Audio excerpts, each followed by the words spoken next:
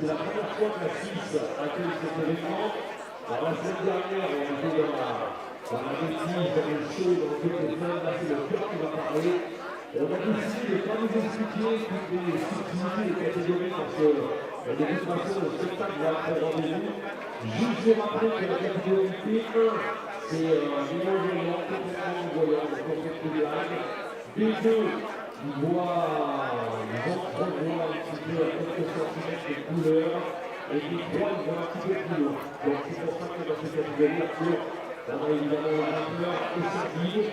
Et là, pendant l'observation, il faut imaginer que c'est le guide qui doit sur la voie, c'est-à-dire qu'il donner les meilleures informations pour le grimpeur. C'est ça d'être très compliqué, il doit comprendre les faits, c'est qu'il va grimpé, et puis en même temps, on a réussi vraiment à tous les deux, c'est-à-dire en plus, le seul guide, il doit connaître aussi un petit peu la théorie, le cycle de la information. Et attention, on va essayer de se...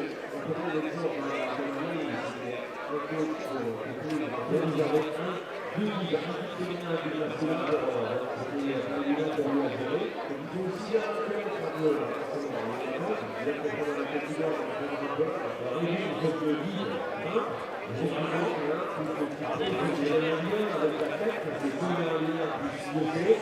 Alors juste pour vous expliquer aussi la manière de guider en gros, on peut imaginer un cadran ou une montre sur la main droite, qui monte sur la main gauche, une montre sur le pied droit, une montre sur le pied gauche. Donc ça c'est pour les applications midi, 1 heure.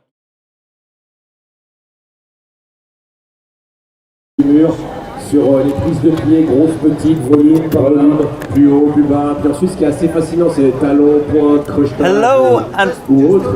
Talk. Testing. Damien, how do I sound right now? Am I up and at it? Can you hear me over the commentator? It's going to be interesting. Corey, you want to chat into the microphone? En lui tenant les mains pour lui faire les 3-4 premières méthodes dans main gauche, main droite, comme ça. C'est assez touchant. Il doit y avoir aussi un lien entre le guide et la tête.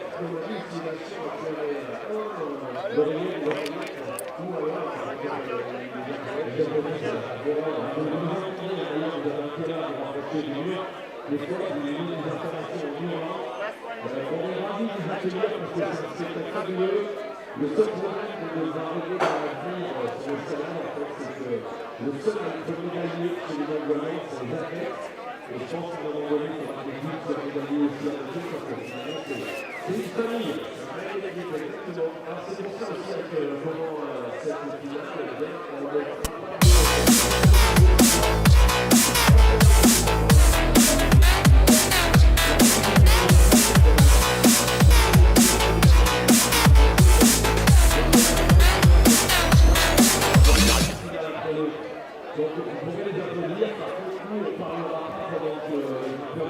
Beautiful day we have in the Swiss mountains. Today we are at the Villars Paraclimbing World Cup. This is the final World Cup of our paraclimbing season, and what a glorious day to have it on. The athletes are up on stage, observation is underway, and shortly we will be seeing some amazing climbing going on. So I am currently joined by Corey on the German team of paraclimbing, but she has also worked as a classifier, so she has a lot of information to share about the sport, which is quite advanced. There's a lot to paraclimbing in terms of understanding all the different ways that people have to adapt to solve the problems that are put on the wall. So why don't we start with understanding what is the role of a classifier? What do you do? What is your job? So it's not my job right now because I'm still an active athlete, but it will be later. We have 4 classes or categories we climb in, and the classifier's job is to decide on the rules, in which category you belong. And we have the B category that is currently on the stage, so they are visually impaired. Then we have AU, this les mouvements qui commencent à être chaotiques et les coudes qui se lèvent. Bon, ben ça marche pour tous les grimpeurs de la planète, sauf pour les non-voyants. Ils ont une résistance qui est carrément hors norme par rapport aux autres. Et franchement, vous allez vite découvrir ça, vous allez vite comprendre. We've got the B category coming up first. Why don't we go a little bit more into the specifics of that? So that is about visual acuity, visual field. Can you explain a bit more about the B category and how it's defined? Yes, we have B1, 2 and 3. The higher the number, the less severe is the disability. B1 we have the visual variety, and for the other two classes we have also the visual field. So ok, time over, mesdames et messieurs, on peut les applaudir. Le temps est passé, 6 minutes pour le temps d'observation pour arriver à comprendre la voix. Ça y est, les guides ont imaginé la méthode. Alors, Arthur, pour les gens qui ne connaissent pas, dans les gens qui parlent français, levez les bras, les gens qui ne connaissent pas du tout l'escalade. Ah, il y en a ça et deux. Là, il y en a sur le côté. Alors, quand on va utiliser la méthode, really a wide range, and a lot of people don't realize many think you're blind or you're not, but there's actually so much more to it than that. So very interesting to see how these athletes adapt and solve to the routes. Now we can see on camera that they did just get some observation of the route. Can you explain how that works, how the collar is involved in observation? So they are not alone, so they always have a person on the mic, or sometimes they are shouting, because during climbing you can use your mic. They explain where their holds are, so it's like a clock, and they say next hold 1 o'clock, and then the athletes know where it is. Sometimes they say the shape of the hold too. That's very, very interesting. So a very different way of approaching the climb, much more about memory and visualization than actually. Yes, and athletes who are really experienced, you have only to tell them once where a hold is, they can memorize it, and then put their foot there too, without having to tell them again where it is. Very interesting. And so after that we have the RP sport classes.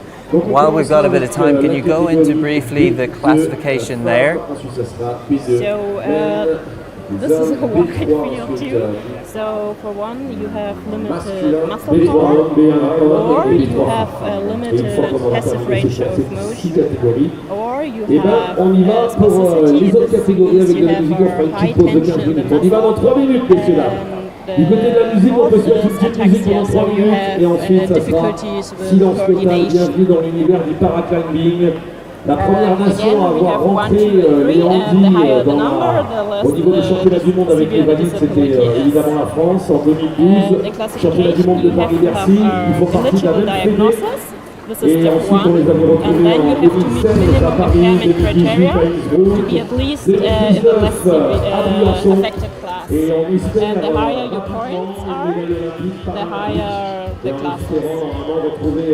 And then our final category, the A category. Now that's split into 2 different sections itself.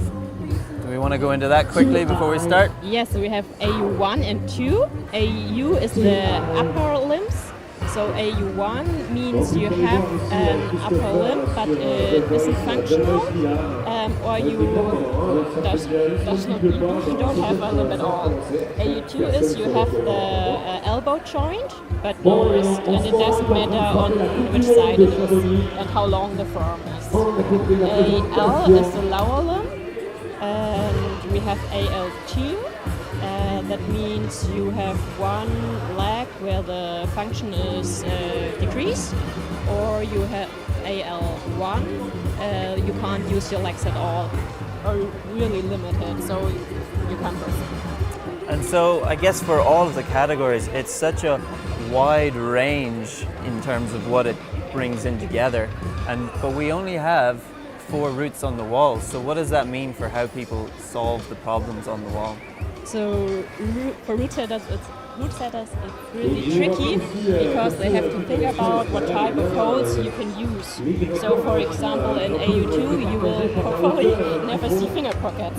Or for specificity affected athletes, crimps are really hard to use. So yeah, they have to think about that, and they put together classes that are climbing in similar grades. sounds like an exceptionally difficult job. And I imagine with all the different displays and levels of ability, we'll see very different climbing styles going up the route, very different methods of solving the problems, almost as if everyone's climbing their own route. Yes, it's a lot about creativity to adapt to the route and use your own climbing style and compensate the disability. And that is why we call it adaptive sports, because it is all about adapting, finding out a new method.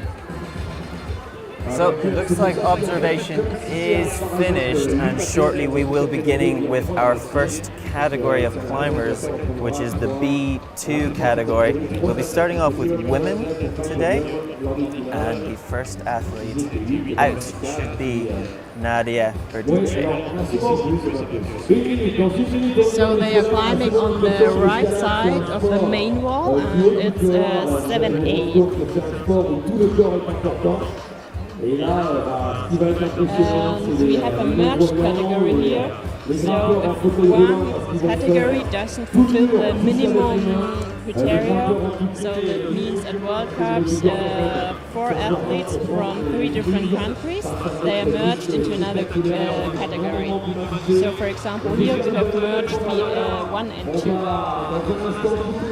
So we will see very different abilities on the same route, but it's still very cool to see how they're solving the same problem. Yes, and of course it's more difficult and you could say not fair, but it's a possibility to still give them the chance to climb, and we decided that we want to climb even if it's more difficult than sit at home and have to watch the Not a bad decision. Okay, so our first athlete coming up for our first route now, and on that route, it is the route on the far right of the stage. You'll see it in just a second. It has 63 holds, which is no mean feat and quite overhanging. So here comes our first athlete from Italy, Nadia Berdice. And now I have just swapped over my commentator to Karima, a coach of the American team, I believe, and also someone who's very involved in the world of paraclimbing, not just in the competitions, but in the wider world in terms of non-profits and support and everything there. So I guess we can talk about that a bit later. Now we're going to get on to our first athlete who's come out to the wall. Now, can you explain a little bit how it works with the collar in the blind category? Well, like my fellow commentator Corey said, Dan, Nadia is actually a B1 climber. So that means she has down to 0% of visual acuity, which means she's going to be wearing a blindfold while climbing. Not all visually impaired climbers here are going to wear a blindfold or have their eyes covered when climbing and classified. The second thing you need to know is that the caller, what we can see here, is she's allowed to tell her about the first holds. And the climb doesn't begin for the paraclimbers until all limbs are off the wall. And now it looks like the climb has begun. And I will make note that in the arena right now it is completely silent.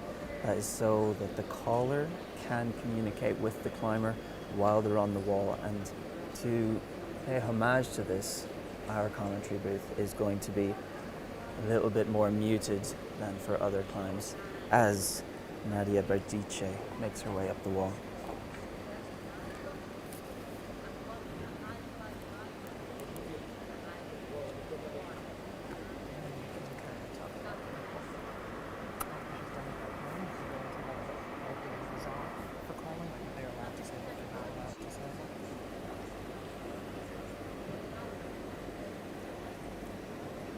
So Nadia making her way into the first more steep section. You can see those grey volumes, making the climb more overhanging, so the weight is much more on her arms.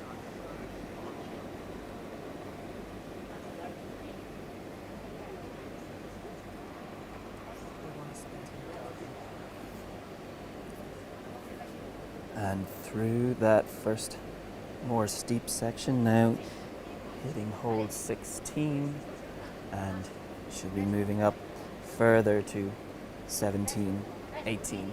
Those larger yellow macro holds on her right.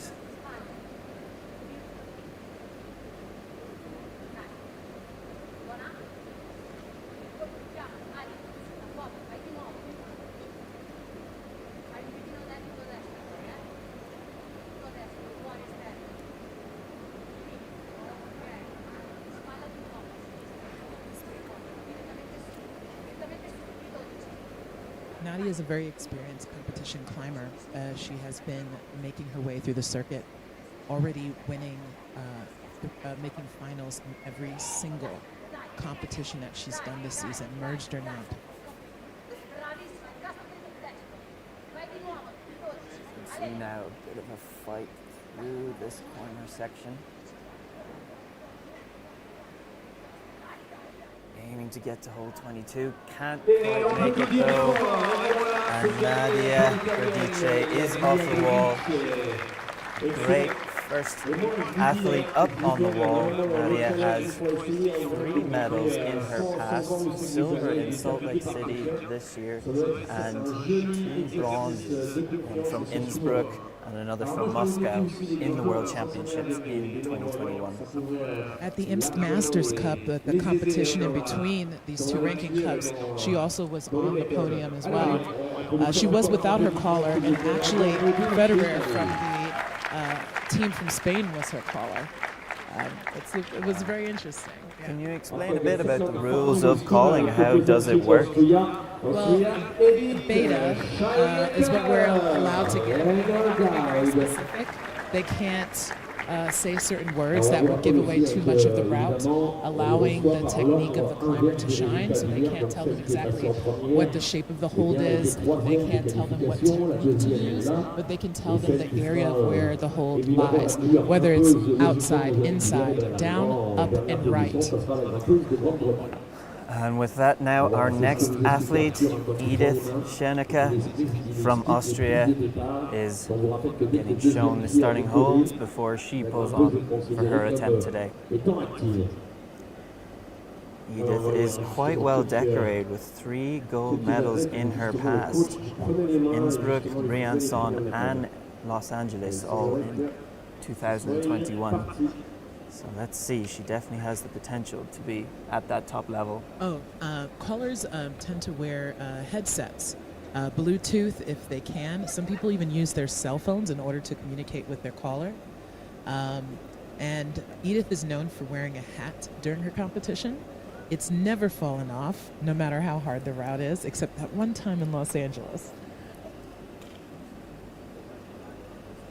And does she have headphones on under the hat? Is that part of keeping it on? Yeah, that's part of keeping it on. And she's a B2 climber. Just a reminder that this is a merged category with 2 very strong female climbers. We saw Nadia from the Italian team, who's a B1 climber, but Edith is a B2 climber, which means she doesn't have the same severity of visual impairment as Nadia. However, they are climbing the same route, and it just means that the strongest climber will win.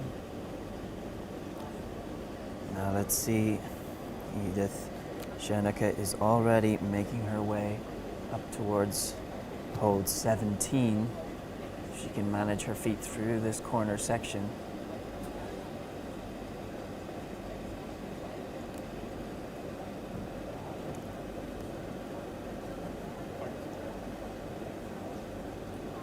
And through to 18 now.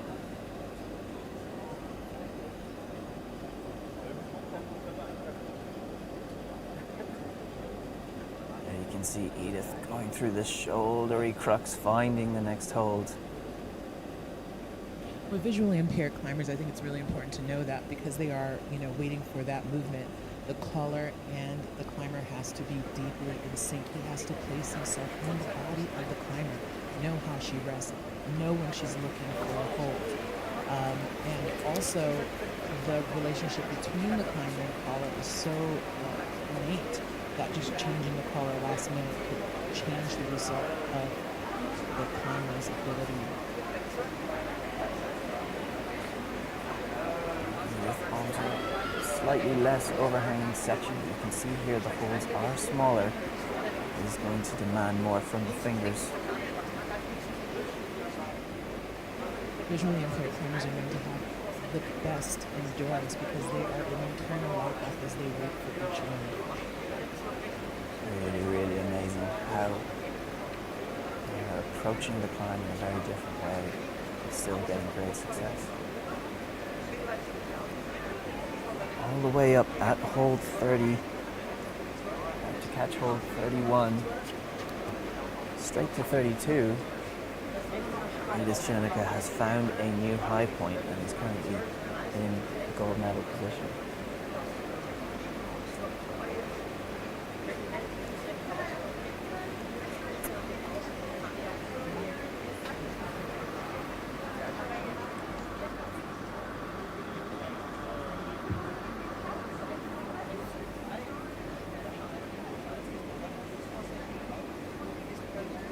Edith Scheinecker now at hold 37, finds hold 38.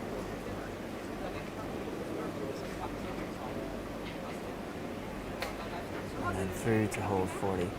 Good rest before moving on to what looks like a more difficult section.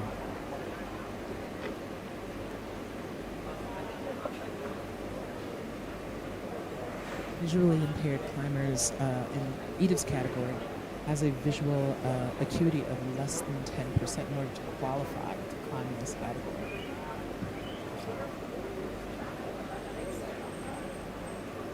She is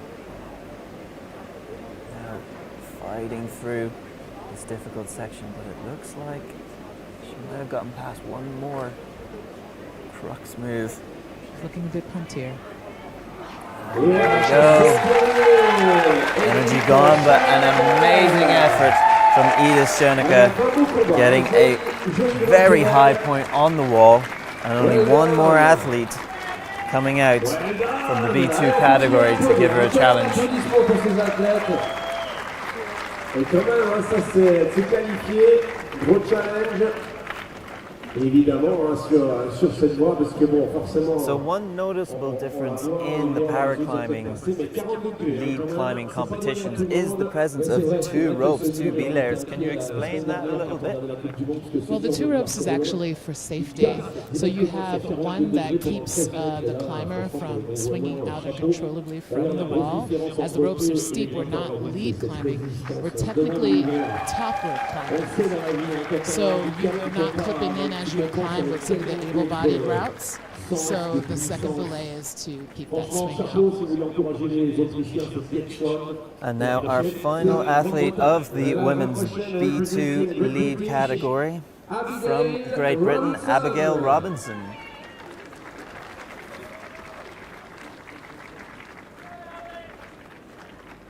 Abigail Robinson is having a great season. She was first place in Innsbruck, she was first in Moscow, and she was first in Briançon in 2019.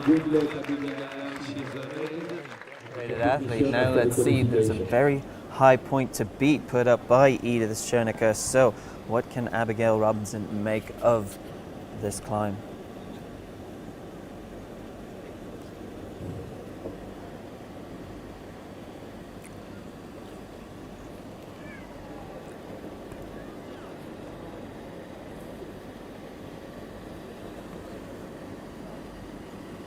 So 5 gold medals already, heavily decorated. She will have her eyes on a 6th gold medal.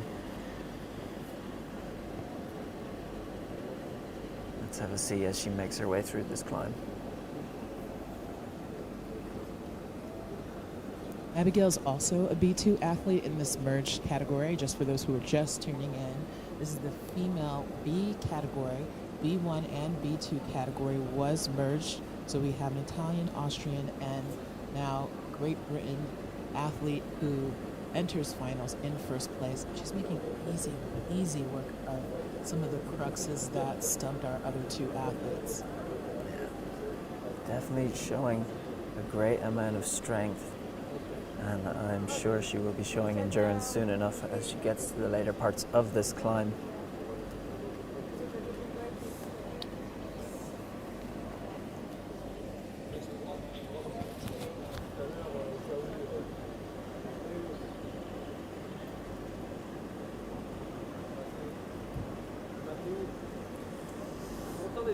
Abigail now up at hold 31 and looking very, very comfortable as she continues up this large black volume on the right, going through the upper 30s. She's already comfortably in second place, but could she make first?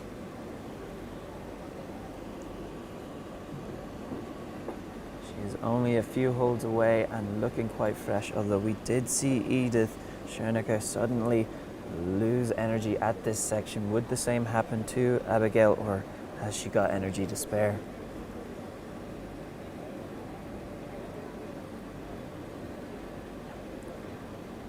She looks really comfortable moving into this section. And there it is. I do believe she has found a new high point, found herself first place, but does she know that? She will want to be getting as high up this climb as she can. So she's going to continue on.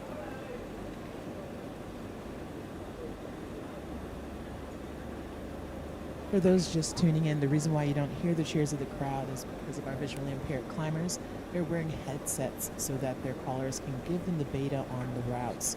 So to give them the best chance, we're keeping it low in the crowds today. But trust me, these crowds are psyched.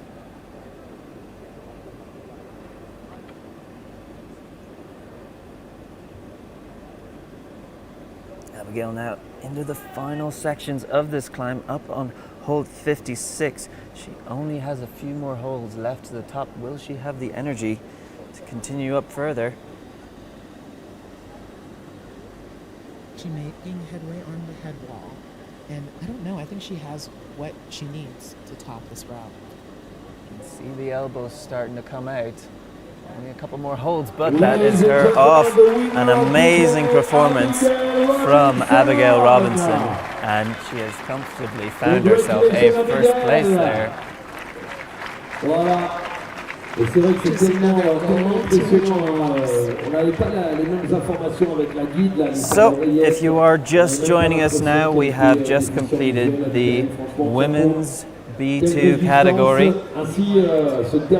I am your commentator, Dan Markey, and I'm currently joined by Karima, who is the coach and general paraclimbing, involved in everything essentially. I know, I don't have an official title. I would just like to call myself the biggest paraclimbing fan ever. The biggest paraclimbing fan ever. A great title, a very good title to be proud of.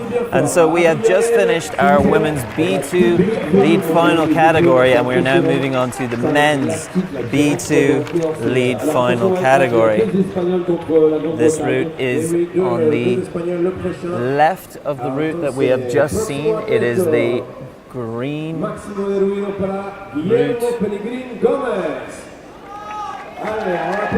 and there's a mix of green macros and white volumes with some interesting yellow areas towards the top. Now this route is graded at 7B+, and we have some visually impaired climbers about to make the most of what they can on this climb. It will be very amazing to watch. So the setup is the climber pulls on and does what they can, while they have a caller at the bottom giving them suggestions and methods and support up through the climb. So, as with the previous climb, us commentators, to sort of pay homage to the atmosphere in the stadium right now, we are going to lower the tone of our voices as the rest of the crowd is also silent, so that the climber can hear their caller below.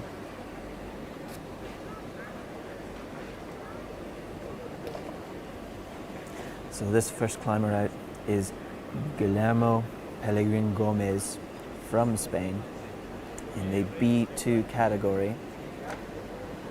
He has one silver medal from Salt Lake City this year and one bronze medal from Innsbruck in 2021. He's kind of new to the Spain team as far as competition goes, and he's really making a great introduction this season by not missing podiums. Not a bad way to do it. Not a bad way to get your name there. Finding the grip for that left foot.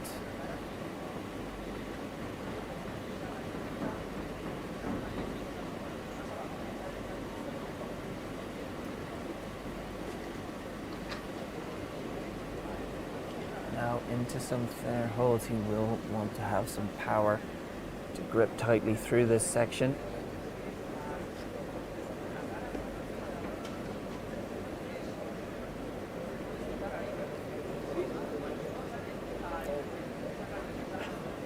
Swapping hands on this hold so that he is better set up to bring that right hand up and move left. So when you see a visually impaired climber move his hand around on the wall, they call that scanning. Being that he's not using his eyes to see the hole, he's very reliant on his puller down below. He's giving him the best option of beta. When he's giving beta, he's not allowed to be exact. You can't tell him what type of hold it is. You can kind of give him the general area. If it's hand or foot, left, right, up and down. So Guillermo now is already very far through this route at hole 25. He's putting up a very good show for his competitors, who will have to work very hard to get above him when it comes their turn.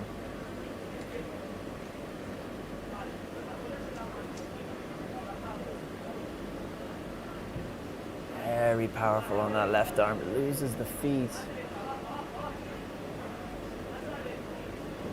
Now working to find that right foot, it is out there, but unfortunately, Guillermo was not able to find it, but still an amazing performance on hold. Et en cherchant, en restant trop longtemps, tu balances ta résistance et évidemment après tu peux plus enchaîner. And so now, great effort from Guillermo. Next up, we have another Spanish athlete, Raúl Simón Franco, again in the B2 category. So all athletes in this round are in the same category. And Raúl Franco will be aiming to climb higher than his compatriots in order to find his first place spot on the podium. Raúl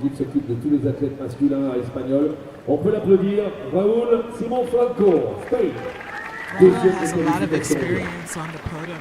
He already has 2 gold medals so far. And he did amazing in Innsbruck back in 2021, and this year in Salt Lake City in the USA, he also was on that podium with a gold medal. I don't see anything short of amazing is going to happen here today.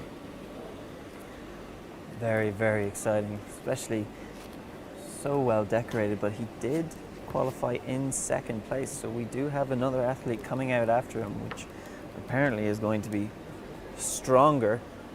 Now let's have a see how it actually measures up on this final route. I think Raúl's an excellent technical climber, where Guillermo is very good with energy and pump. But being that Raúl's more experienced, I think that he'll be able to control the thing. This type of definitely is about testing the endurance of the climber.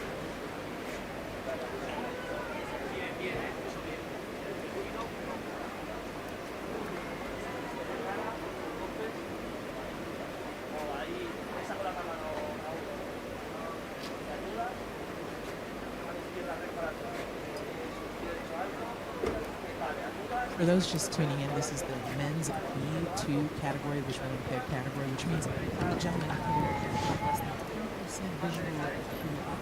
Now, the visual impaired categories are B1, B2, B3. B3 being the least severe, B1 being the most severe loss of vision. So we are currently on the B2 category. This is the middle of the pack, but we will have a separate round for B3 female and B1 male. And B3 male coming up shortly. Although already quite far up this route on hold 17, he has a ways to go to holds 27, 28, where his former competitor Guillermo came off the wall. I can definitely say that he's doing a lot less scanning. Remember we talked about scanning is when an athlete is unsure or is not secure or listening to the caller's movement as much as a couple on the wall, so he might start scanning. He might even go a little bit off the caller, but here we can see how Raul, every single movement, is very exact, very sure, is not missing anything.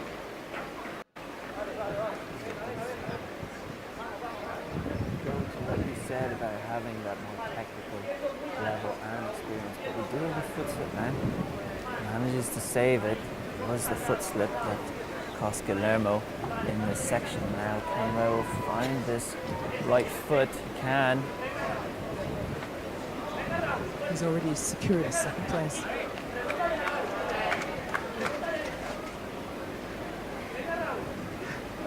bit of confusion finding the feet. He's got his left foot. So coming off in the same sector, so again, very difficult here, particularly in terms of the feet, a very big gap between the footholds. Bring the feet all the way across to the right, which makes it quite difficult. And so one more finalist coming up in this B2 category, that is Richard Slowcock from the United Kingdom. He has 2 medals in his past, one from Moscow in 2021 and another bronze medal from Briançon back in 2019. So on the scene for a while, qualified in first place, so let's see what he can make of this climb. Can he get past this same crux that both competitors have lost themselves to before in holds 27-28? Both him and his teammate Abigail has had a really great season as they entered into these finals in first place. Abigail has already secured her gold medal for Great Britain, but can Richard do the same?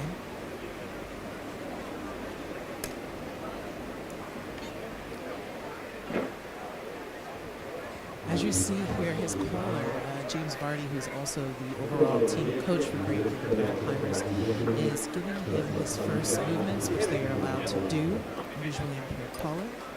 And the route starts as soon as all limbs are off the floor.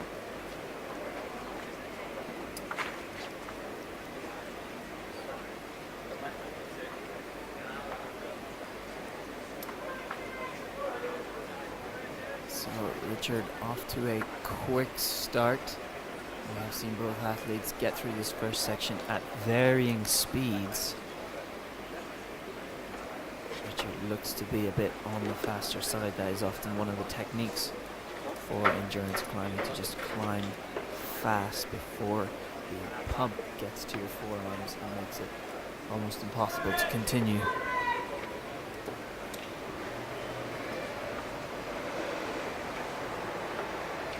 Once again, for those tuning in, the reason why the crowd is silent is because, as you can see below, James Vardy, his caller and coach, is using a Bluetooth headset to communicate with the climber up above, and we want to make sure that we have the climber's best option at getting there. However, the British team is a little bit different, and Richie actually likes to hear his teammates call his name. So maybe you might hear that in the background.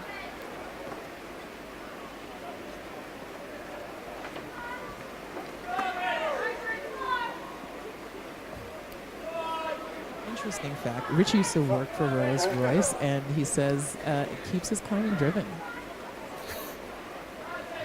Brilliant. Brilliant, brilliant. So now he is at the crux that the 2 previous climbers have come off on. This is really the make or break moment, whether or not he will find a gold medal. Let's have a see. Finds that right foot and finds that right hand.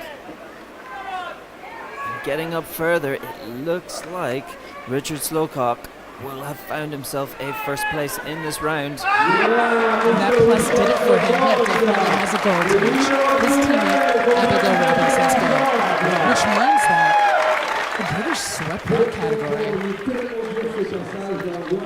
Absolutely great job there from Team GB as they've found 2 first places in the B2 categories. And now, as we move on, our next category will be the female B3.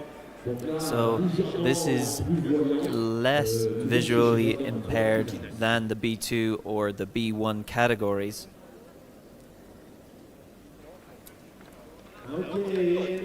Even though they're less visually impaired, it does not so much as change the difficulty in the same way. So they still need a caller to help them with the route. Oh, excuse me, it is the men's B3 category, not the women's that we're on now. And our first athlete out is Lux Losley Sale from Great Britain. And he will be climbing on the route on the right that we saw previously for the women's B2 category.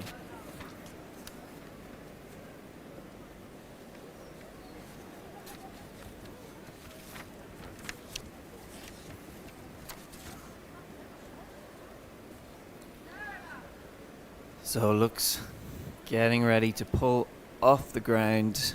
His caller there behind him, part of the paraclimbing team, and Lux is off to quite a fast start. Again, we've mentioned a technique used in endurance climbing to avoid that pump. So he's our first athlete up on this wall. Let's see what he can make of it. In the B3 category, which we're watching here today, the athletes have less than a 40% field of vision. So they are the least severe visually impaired of 3 categories.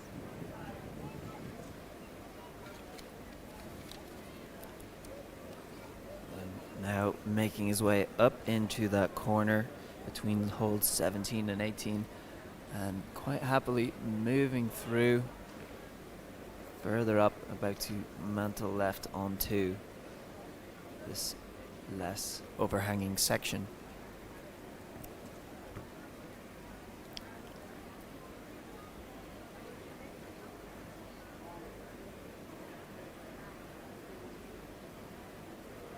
And we recently saw the B1 and B2 women climb this exact same route. And I think one of the aspects of having a larger field of vision is kind of finding these traversing and layback moves and the crimps on the volumes. So this route is graded at 7A. So definitely not a giveaway. Very, very difficult climb that our athletes have to test their skills on. And Lux Losley Sale is already very high up on the route, getting to the crux that the female athletes came off of before. Let's have a see. He is currently on hold 38 and moving through into the 40 section.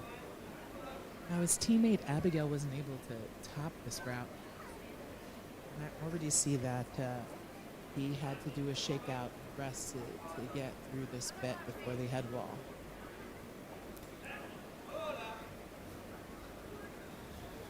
Now it's getting into the fight.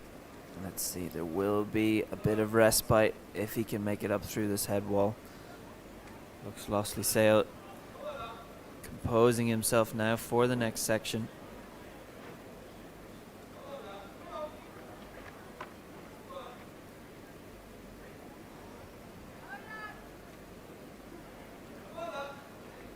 He made a great appearance in Moscow competing, and he already has a silver and bronze underneath his belt. He is the least experienced climber on the visually impaired category of the GB team, but he is definitely making a name for himself here today. Very much so. Only a few more holds from the top. He will be putting himself in a very dominant place as the first competitor out. Can he make a top? Lux Losley Sale finds his way to the top. He's done what other climbers could not do. and he brings a third medal to the GB team today. And that is our first top of the day. And we have 2 more athletes coming out after.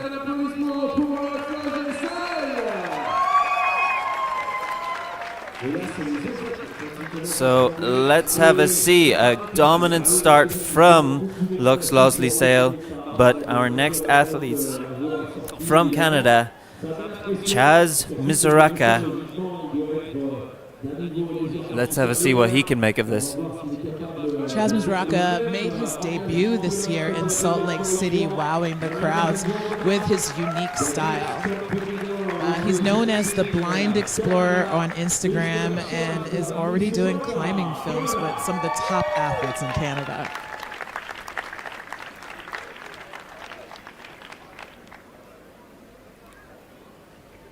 So Chaz making his way to the start of this climb. His collar at the ready. He's getting tied in by the belayer. And about to do what he can. Now, we've just had a very dominant performance from Lux Losley Sale before. So Chaz really has to do something impressive if he wants to get above his competitor.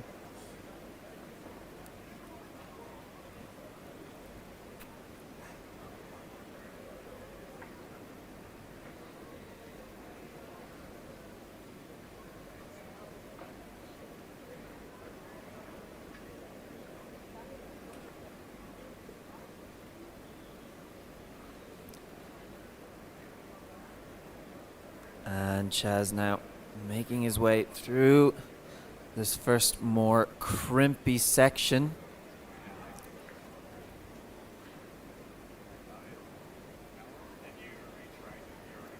One thing about Chaz's unique style is that he tends to be able to find rest where a lot of the visually impaired paraclimbers cannot, and or rest longer than they can, is what we saw during the season.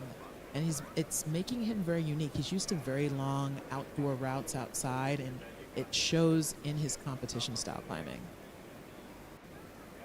Now, speed will be of the essence. If Chaz can make a top as well, then there will be count back, and he's qualified in second place, so that will secure him a second medal.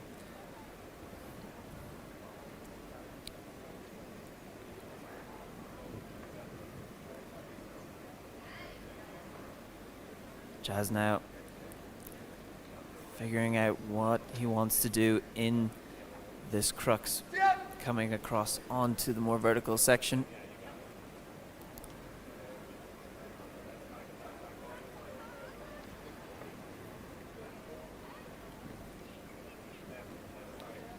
can see a bit of tiredness creeping into those shoulders now.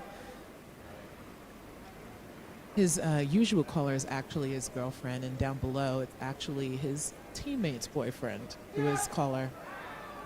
And Chaz is off the wall in the mid-30s section. An amazing effort, but not quite enough to beat the previous competitor, Lux Losley Sale from Great Britain. We did say that the caller and climber relationship is very unique, and they have to be in sync. And I wonder if having a different caller for the rest of the European season, from leaving the North American season, made any difference in his climbing today. So many factors involved in actually performing the climb. It really is a team sport, even when it's just one person on the wall. Either way, he's an amazing athlete, and he belongs in that podium. And so our last athlete of the men's B3 category from Romania, we have Cosmin Florin Candoi. Cosmin has 4 gold medals, only gold medals on his list of podiums, which is very, very dominant, from Briançon 2019 and 2021, and then Moscow 2021, and Salt Lake City just earlier this year.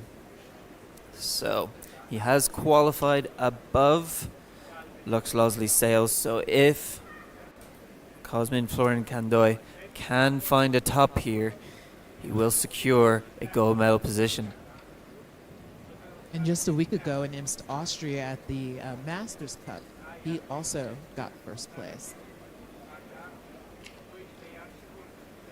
There we go. So he already in a dominant position. It is his to lose, you could say. He seems to look very comfortable. No pump going through that section.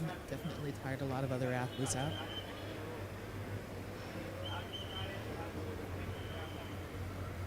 Really good footwork, great flagging. Yeah, very solid technique here. Finding the holds quickly and securely. He's climbed very, very fast already. So can he manage to get his way up to the top? Could be he is climbing at a greater speed in order to mitigate the pump that comes with climbing longer routes. Or it could be just his style. Romanians have a very consistent visually impaired team in both male and female, and have always managed to make finals and bring medals back to their country. I see no difference here today. Now on to the final head wall. Cosmin Florin Candoi only has a couple more moves left to secure his first place position.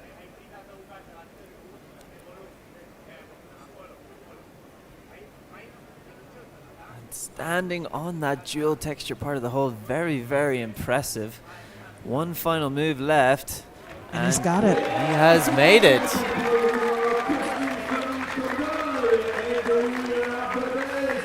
That is a gold medal position for Cosmin Florin Candoi. Amazing effort there. And now we are moving on to our next category in the B lead. We've got men's B1 lead finals. So can you explain again what the B1 category is? Well, B meaning blind, and it's visually impaired climbing category. B1 is the most severe of visual impairment. It could be 0% vision to 5% vision. And we just watched the B3 category, which had the least impaired vision in climbing. This means that you will see blind folks in this B1 category because of the range of 5%. Giving it an even playing field means that these athletes, you will see them wearing actual covering of their eyes. So absolutely no vision in this category, and certainly a lot of reliance on their collars, on memory, and I imagine on things that we don't even know. So, our first athlete out from Romania, Razvan Nedu. You'll see Razvan's collar actually showing him the first few moves, and that is allowed because the climb actually begins when all athletes' limbs are off the wall.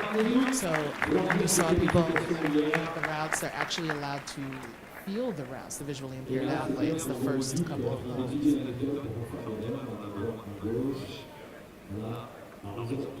And he has his headphones on to communicate with his collar. Head down, ready to start this route.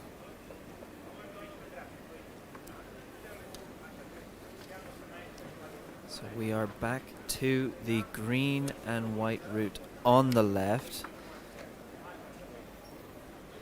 It has 50 holds up to the top. So definitely an endurance fest, but a lot of varied movement throughout. I believe the grading of this 7B? 7B plus.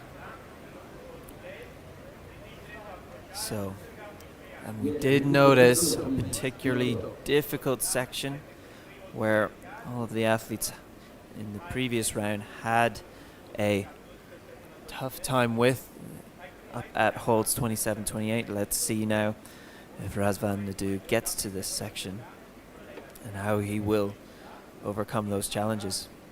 With the B1 category being the most severe visual impairment, you will notice that the movement may be more deliberate.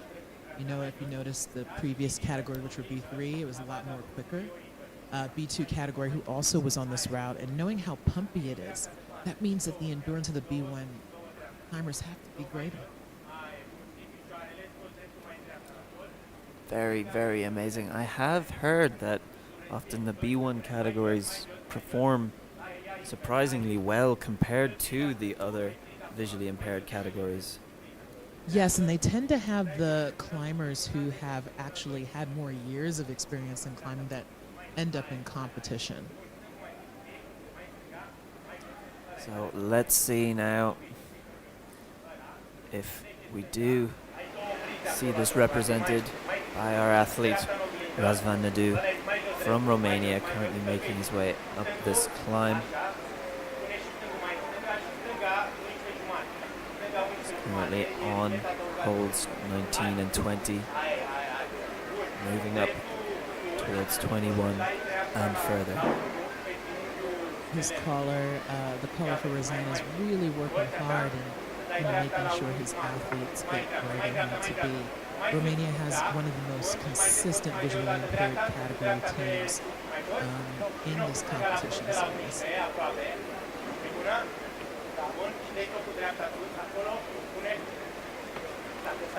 Again, we are watching the B1 category male on this amazing 70-plus climb.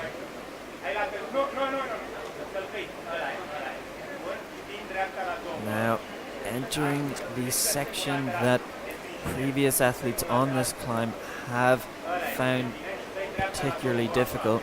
Let's have a see what can Razvan Nadu make of this section. He noted that it was very difficult to find that right foot far off to the right. What choices will this athlete make here? He's being very careful with his footwork and movement, trying his best not to expend too much energy. Scanning with his left foot, trying to find that. There he did. He found it. Shaking out some pump. Pulling hard with that left arm. Managing to get through, but the crux is not over yet.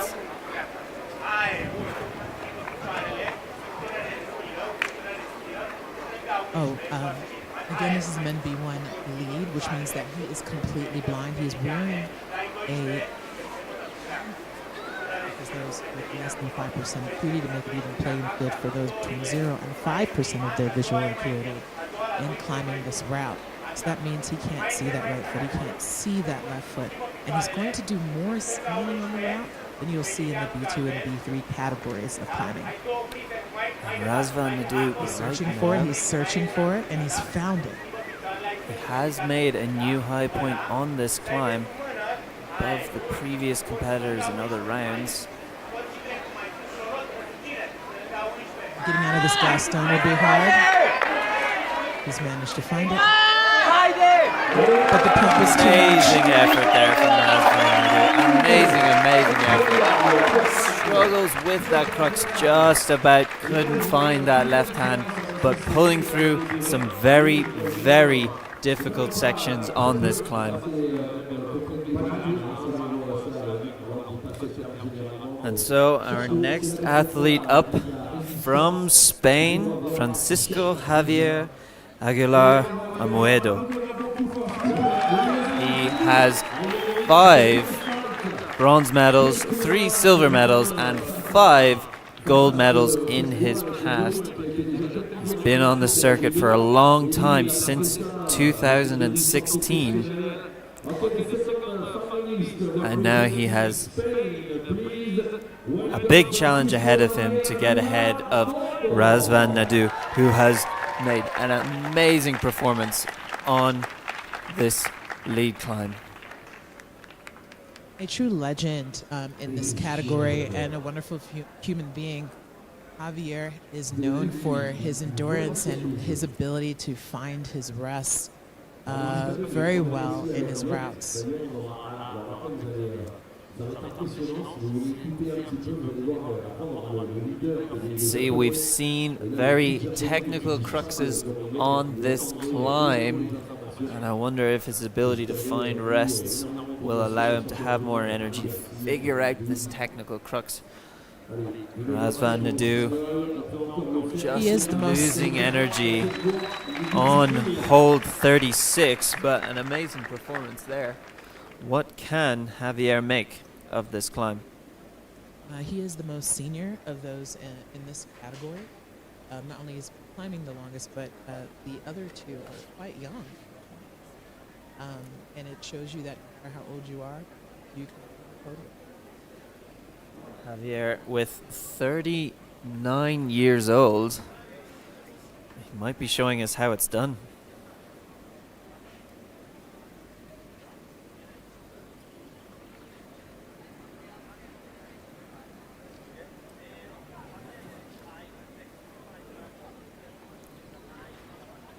I love his chalk bag. Fantastic stuff.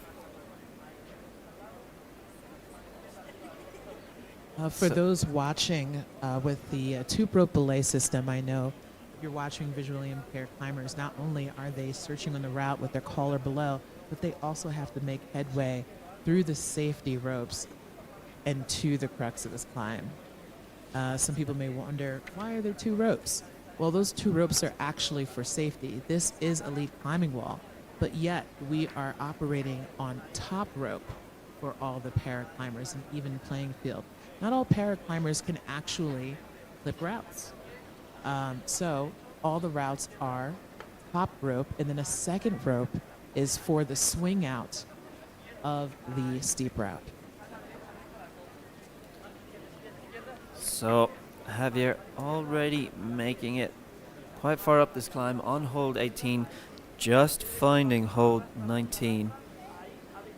Now we've seen a difficult crux around holes 27, 28, but the previous athlete, Razvan Nadeau, made it all the way up to hold 36, so there is a lot ahead of Javier in terms of getting his gold medal position.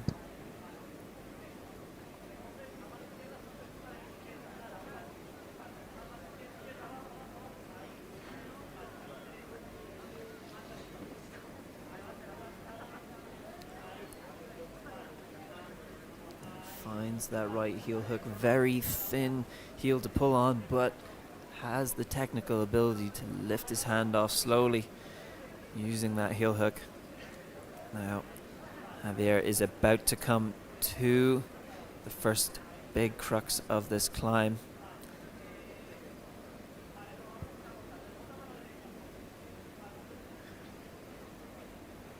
He's about 3/4 of the way of the route.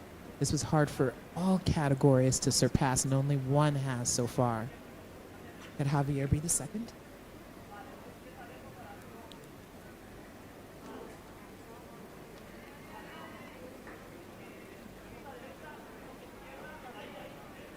Going for a different method, almost able to pull right up and above the two right hand holes that athletes before have used.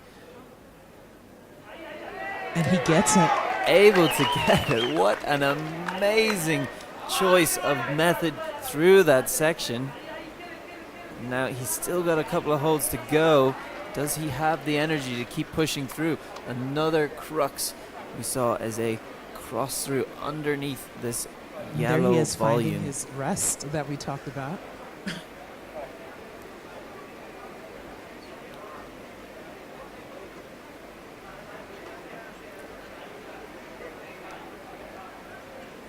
One more hold and he could tie for gold here. And this Gaston, he has to get out of it in order for it to work. You can see that left arm getting very tired there.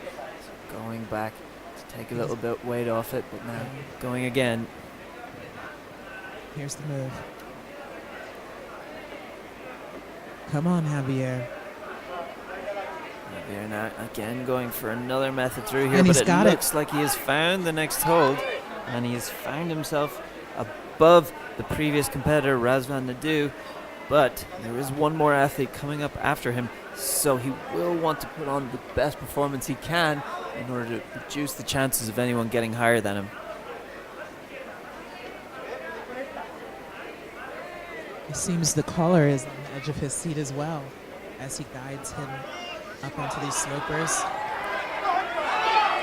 And he's got that one too.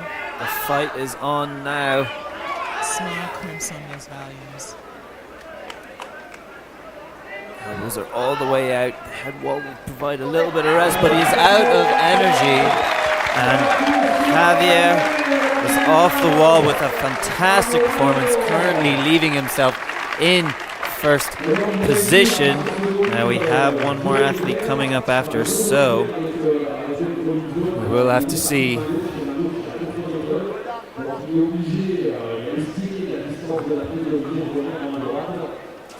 A little bit of a twist in the ropes there as the B layers coordinate to let him down together.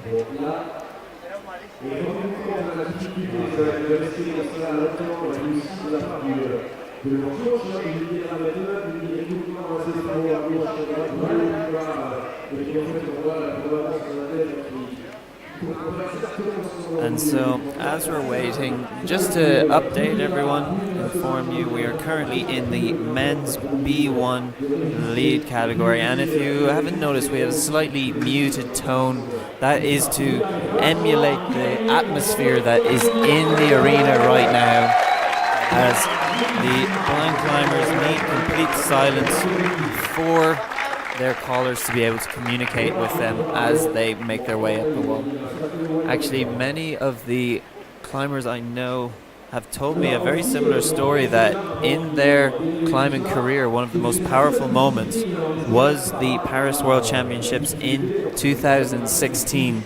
They said a stadium of 10,000 people were completely silent as the blind category did their routes and would erupt in cheer once the final climber had finished, and it was one of the most powerful moments of many people's climbing careers. So we want to pay a little bit of homage to that and have a slightly muted tone during this B1 category final.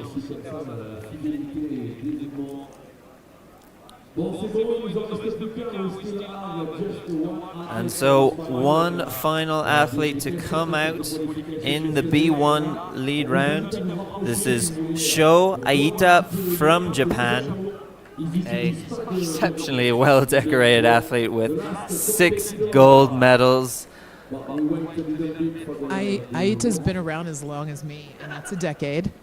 So definitely one of the legendary visually impaired athletes on the Japanese team, training under Monkey Magic is the name of the nonprofit that was started by one of the founders of the Japanese Paraclimbing Association, and he's competing since 2012.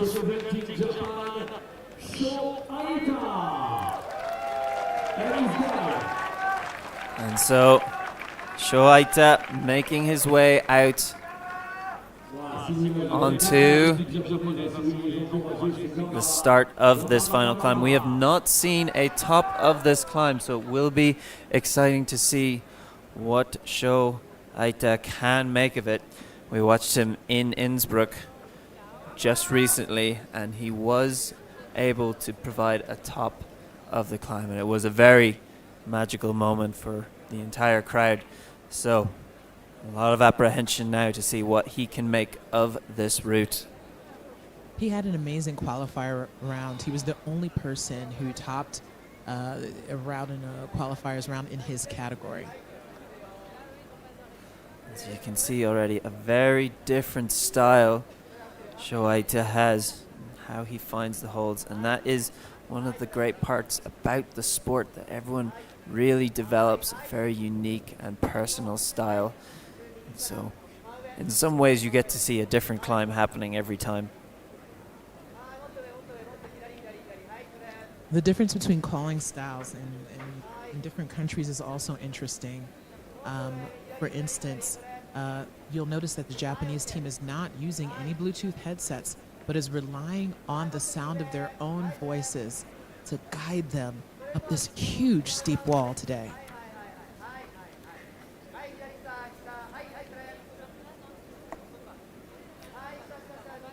So, good pace so far from Sho as he makes his way up through the start, taking on that smaller, crimpier hold, you would call it, before he moves towards this larger white volume.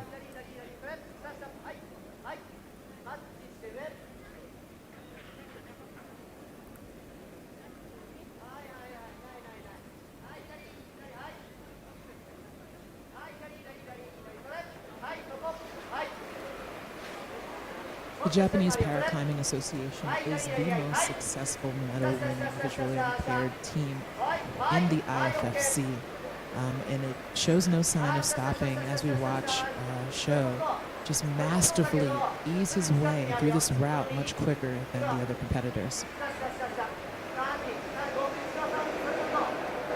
Taking some time to figure out the method that he wants to choose here.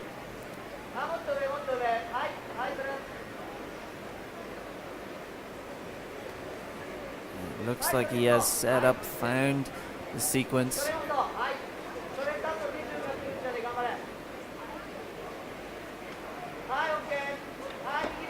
And so we've seen very different choice of sequence here from previous athletes, but using other qualities and skills to solve the problems.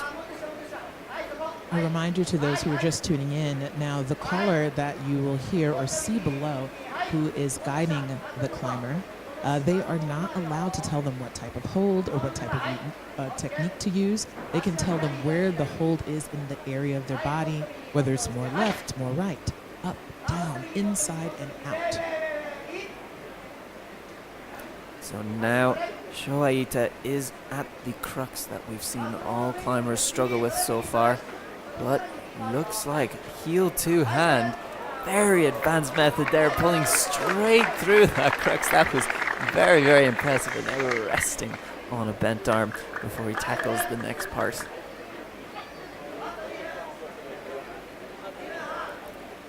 Shaking some of that pump away, having a quick rest before he moves on. We have noted that this section is very, very difficult. As bested both athletes, with Javier getting past but losing too much energy. What will Sho Aayita make of it now? He chose a totally different method of getting over this volume, and he made very quick work of it.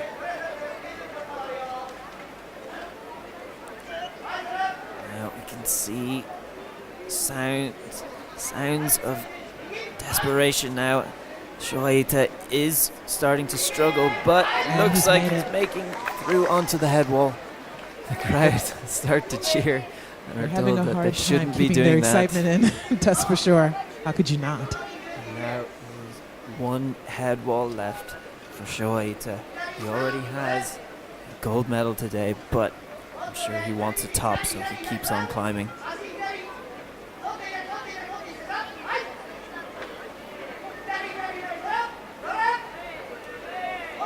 This is really amazing to see the power and precision that he is having to utilize to get through this thinner section on the climb. Not only that, as a visually impaired climber, he has to stand for the holds. And notice how the holds are a lot more farther apart. They're also creepy. There's a couple of slopers over there. So you're not only being tested technically, but showing endurance as a visually impaired climber, and the caller is being tested. Only a couple of holds from the top. Difficult sequence coming up. You can see those holds he needs to go to are much further to the right. So he's reversing to find a different sequence. His elbows are coming out. There's a lot of tiredness now. He's gotta get a smear. And that was amazing performance from Sho Aayita, showing his dominance once again. Another gold medal for this athlete, and a fantastic show for us.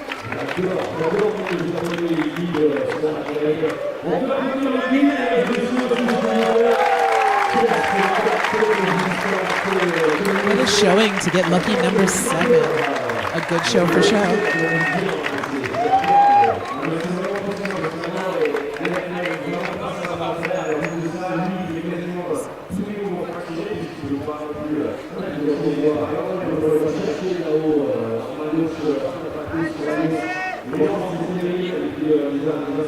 And so we have now finished the men's B1 category, and we move to the women's B3 category. We get to show Aayita come off the stage with a great applause for a really, really amazing performance today.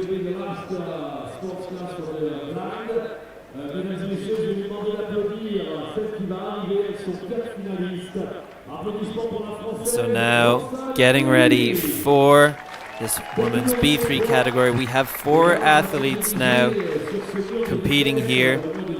And the first athlete out from France is Roxane Haley.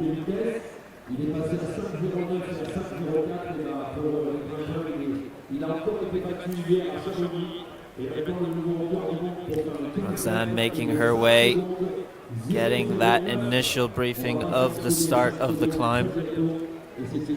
So we have been told by the route setters that this climb is 7C. So while it is on the least overhanging part of the wall, it is actually the most difficult climb that we've seen today. So let's see what our athletes can make of it. We're watching the women B3 climbers who are the least severe of visual acuity. That means they have a 40%, less than 40% visual field of vision.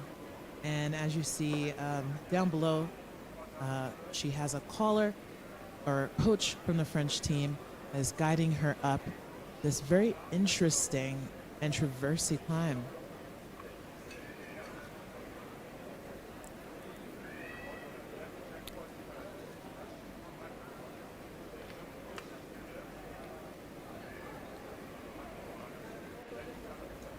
So route setters have made some changes in the design here. And you can see there's a lot of holds in this lower section. That is actually by design to prevent any low falls from the classes. And then as the route gets higher up, it starts to get much more difficult quickly. Roxane Haley through that first section, now beginning the next traverse across, and shortly after you can see that the difficulty will soon be ramping up. And she has an amazing career, though she has been climbing for many years. She actually only has she has one medal in gold and bronze in France in her home country.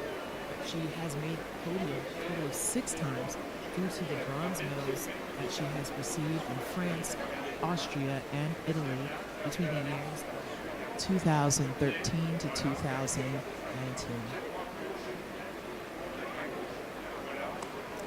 So now, let's keep an eye as the difficulty of this climb quickly ramps up, suddenly becoming much more varied and technical.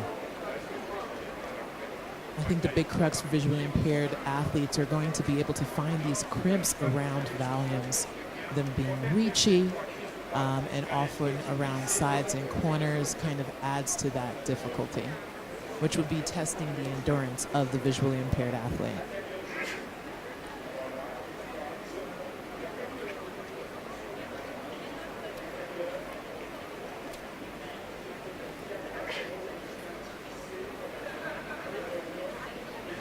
Now she's reached the dual texture holds of this climb. She's more than halfway up. She's taking a little bit of a rest.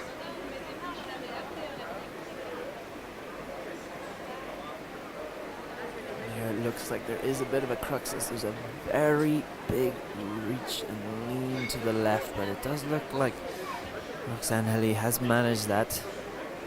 Keeps moving up this wall. Coming now onto hold 43. Only 7 holds from the top. Can she have a dominant first round?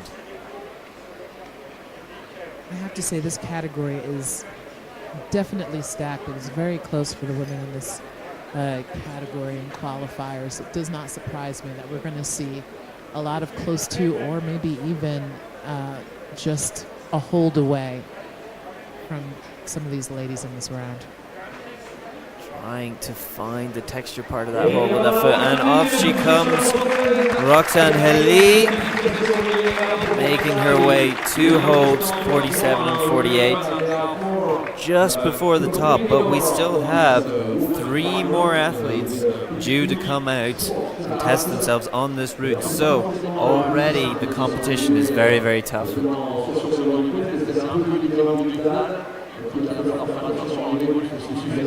And so, as Roxane makes her way to the ground, our next athlete out from Norway, Eben Konsvik Poulsen, is about to make their way onto the stage. The Norwegian team has grown immensely this year, and we can see the strong support of their federation by the way the athletes have been performing in this season. Miss Poulsen, this is her premiere, and she already has a medal to her belt this season. And she's going for her next one. Let's see if she got it. Next competitor representing Norway, Edith Scheinecker. And here, Eben making her way onto the stage. Has qualified above Roxane Heli, so it suggests that she is going to push harder up this route. But Roxane already so close to the top. It's going to be a close call and a lot of work in order to gain a higher position.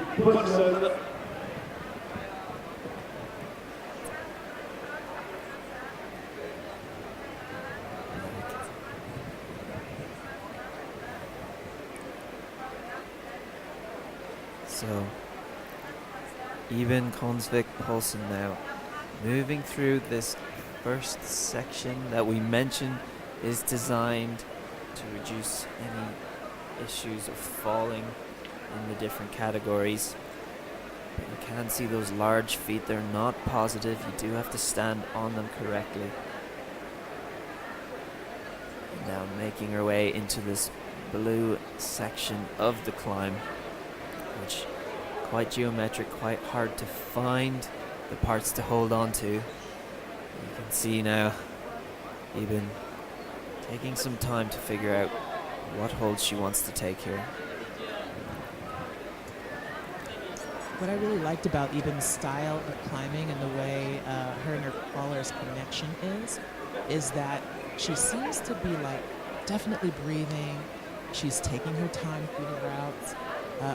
All of the climbers have 6 minutes to complete their routes, which is the same across able-bodied and people with disability categories. But we also have to understand that visually impaired climbers have to move more deliberately and cannot rush their movements. So really a lot to think about there, and we're about to see it on display as Eben makes her way to the more cruxy, difficult part of this climb. A lot of variation in movement and hold styles. So she's going to have to make some choices in terms of how she's going to deal with these problems.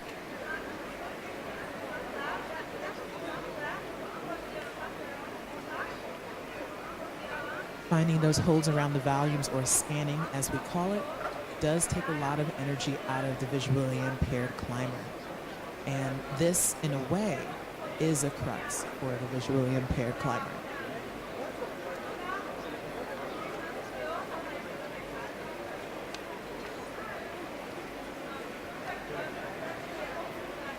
Even now, making her way into some of the later sections of this route.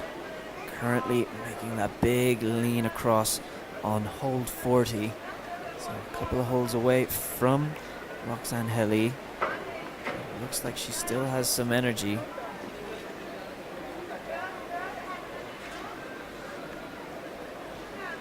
Now she enters the crux section that the previous athlete has come off. What will Eben Konsvik Paulsen make of this section.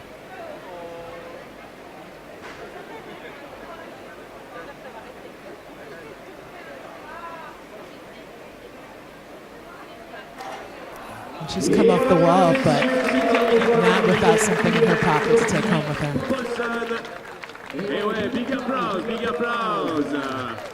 So not making the same height as the previous athlete, but really amazing performance from such a new athlete on the scene. So this is the women's B3 category. This is the last round of the blind categories in this competition in Villars. And shortly after, we will be moving on to the RP sport categories. But we still have 2 more athletes to come out for B3. Our next athlete from France is Melissa Serrazon. So Melissa Serrazon, not one of the more decorated athletes, but she's only been in one event before, but you can see in how she's qualified that she is very strong and very capable of performing on the wall. So having qualified above the 2 previous competitors, both of which have made it very high up, let's see now what Melissa Serrazon can make of this climb.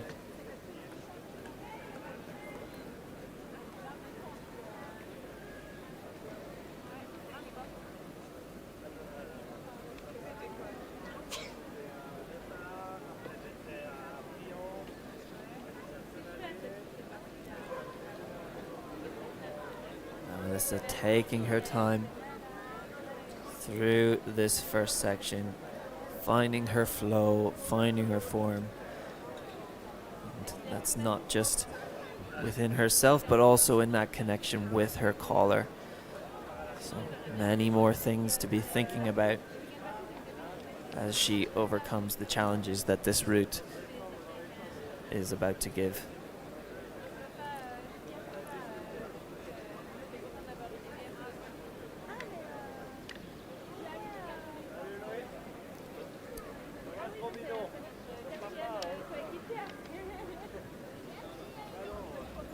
This foothold, you can see, is not positive, so you do have to be in control and weight your feet properly in order to stand on it. And now moving into this more geometric section where it is quite hard to find the right parts to hold on to. A lot of options, but not all of them are good. In her previous event in 2019, where she climbed for her home country and received the silver medal, she was actually in the visually impaired B2 category, and so was her competitor who competed in this category, Healy. With the changes to our classification, they're now both B3 competitors, and they're both in the finals and on their way to possibly win some medals. Very, very exciting. So Melissa Serrazon taking her time on this lower section of the route, but this is climbing. Everyone has their own approach to how to do it, and she will be climbing this route in her own style, using her own strengths, and it doesn't necessarily have to be speed. She still has 6 minutes to complete a route, as all paraclimbers and able-bodied competitors do. So, you know, moving with intention, having a great caller is really important. When she's not here in Switzerland, in final, she climbs at the Club Escalade et Vejan in Thionville, if I'm pronouncing that correctly. I did not take French.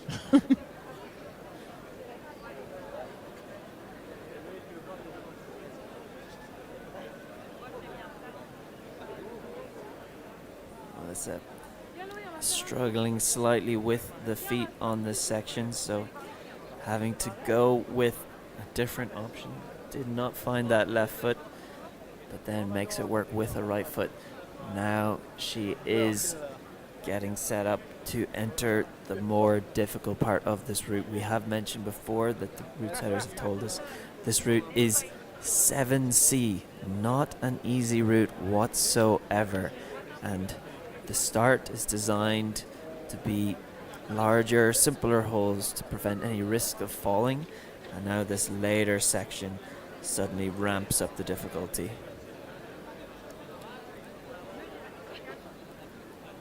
She seems to be locking off a lot more than the previous competitors, which I find to be an interesting technique as she finds her way around these volumes to the holds that she needs. And if she has the power, then may as well use it.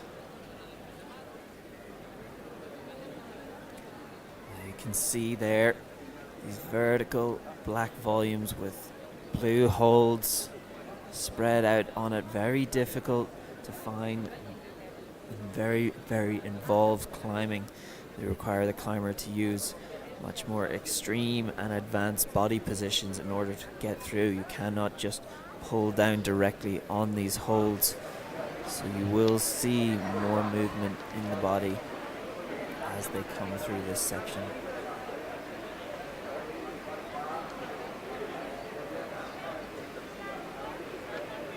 Melissa started climbing for her school team in 2020. So when she is not on the World Cup circuit, she gets to climb at home at school. That sounds like fun. And I'm sure she does a pretty good job now, as she is definitely pushing through into the later sections of this route, just trying to find that left foot. She does find it now up towards the last section. A couple more moves and then she'll enter the crux that both of our previous athletes have come off of. She started off slow, but that had no indication on her performance. It looks like Melissa Cesarone has energy to spare. Let's have a seat. She's now setting up for this crux we've lost both our athletes to so far.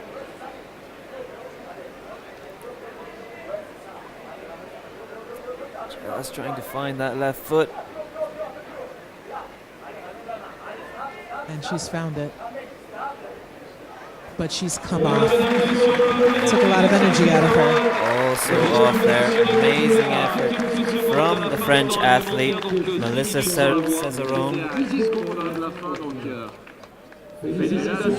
As you saw, a slower start, but that had absolutely no effect on her performance later on. Just choosing a different way of getting through this climb, getting right up there with her competitors. She's ahead after the qualification yesterday on this final. The last athlete. So we now have come to our final athlete of the blind category in this paraclimbing competition. We are currently in the women's B3 lead final, and our last athlete in this category today is Ionella Raku from Romania. Here she is. Ionella Raku is one of my favorite B3 athletes to watch. I first saw her climb in Los Angeles, my home country, where last year we had the cup, and then I saw her win a gold medal in Moscow in 2021. And here she is pulling into finals in the first place, which is absolutely no surprise to me. Fantastic to see, and fantastic to see the great smile as she comes out onto the stage. You can tell she is excited to give what she can on this final route today.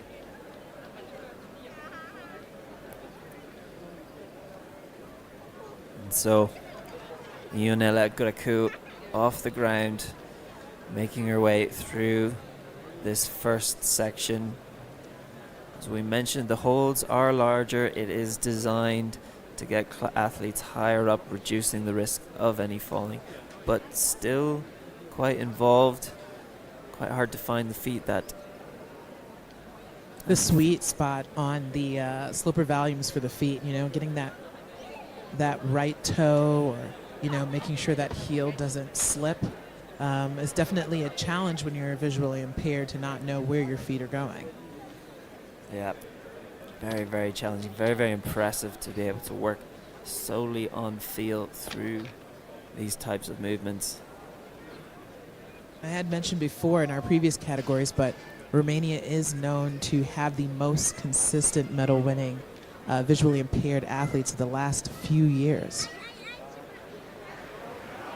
And now, Ionella Raku moving quickly up through this section.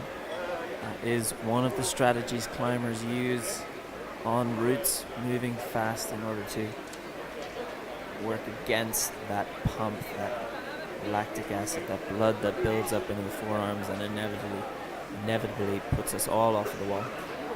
Moving quite fast, one hold away before she really gets into the business of this climb, where suddenly the difficulty starts to ramp up and the technicality as well.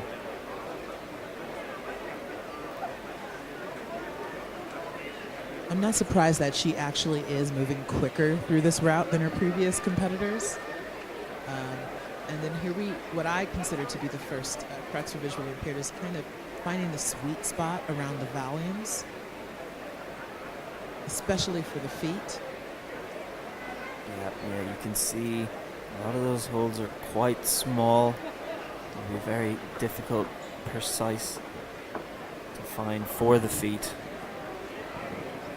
Here you can see this left hand crank, incredibly small, just a foot chip put on top of the volume. Will she choose to use it or go for a different method? There it is.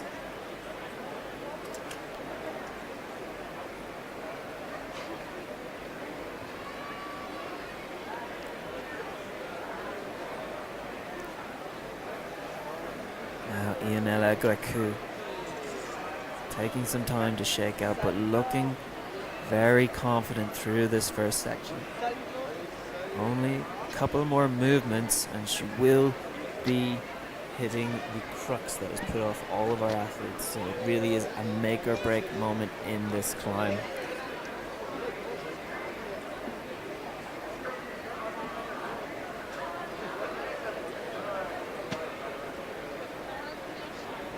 She's looking pretty comfortable in this dual texture, but she is making sure to take her time and really, really feel this route.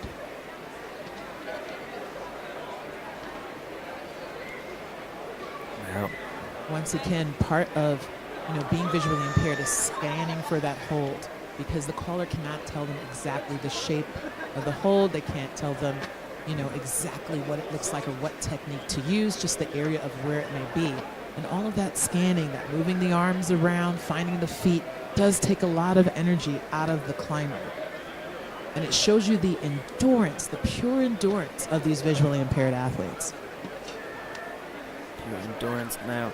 She's going to have to utilize that endurance as we have reached the crux. So keep an eye out for what choices this athlete is going to make to get through here, because it will be definitive in terms of getting a medal in this category. Again, we're watching the B3 category, and this is the last climber of this category.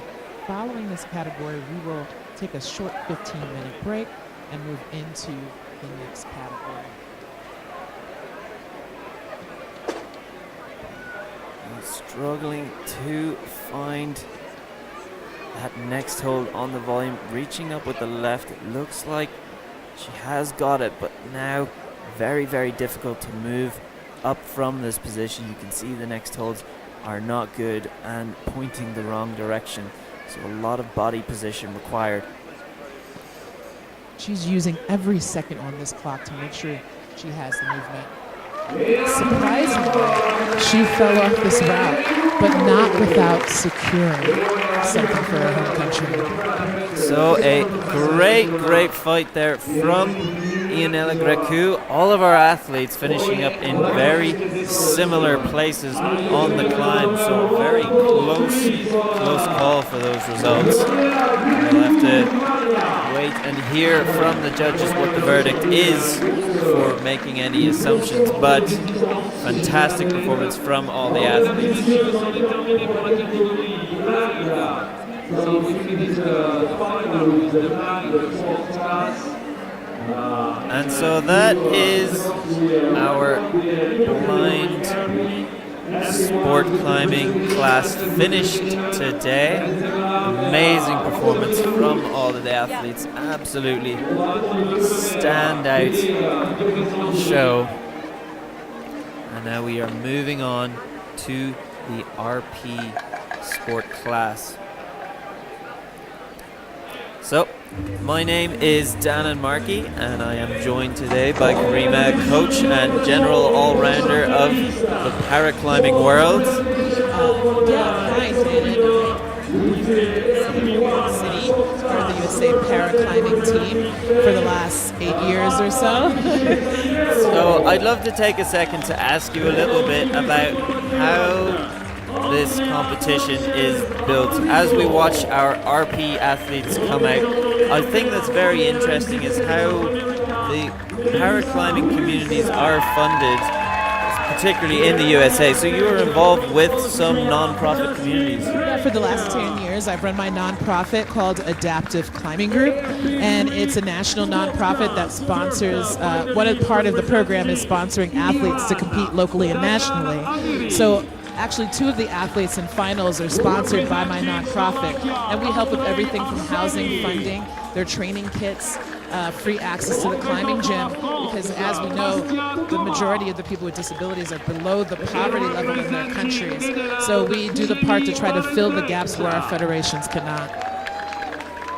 Really, really important cause, and it means we get to see this amazing competition today. This is the final Paraclimbing World Cup going on in Villars right now. Beautiful setting, a beautiful day up in the Swiss mountains, and right now in front of us we are seeing our RP category athletes coming out onto the stage for presentation before they compete against each other in this competition. So can you tell me a bit about the RP category? What does it entail?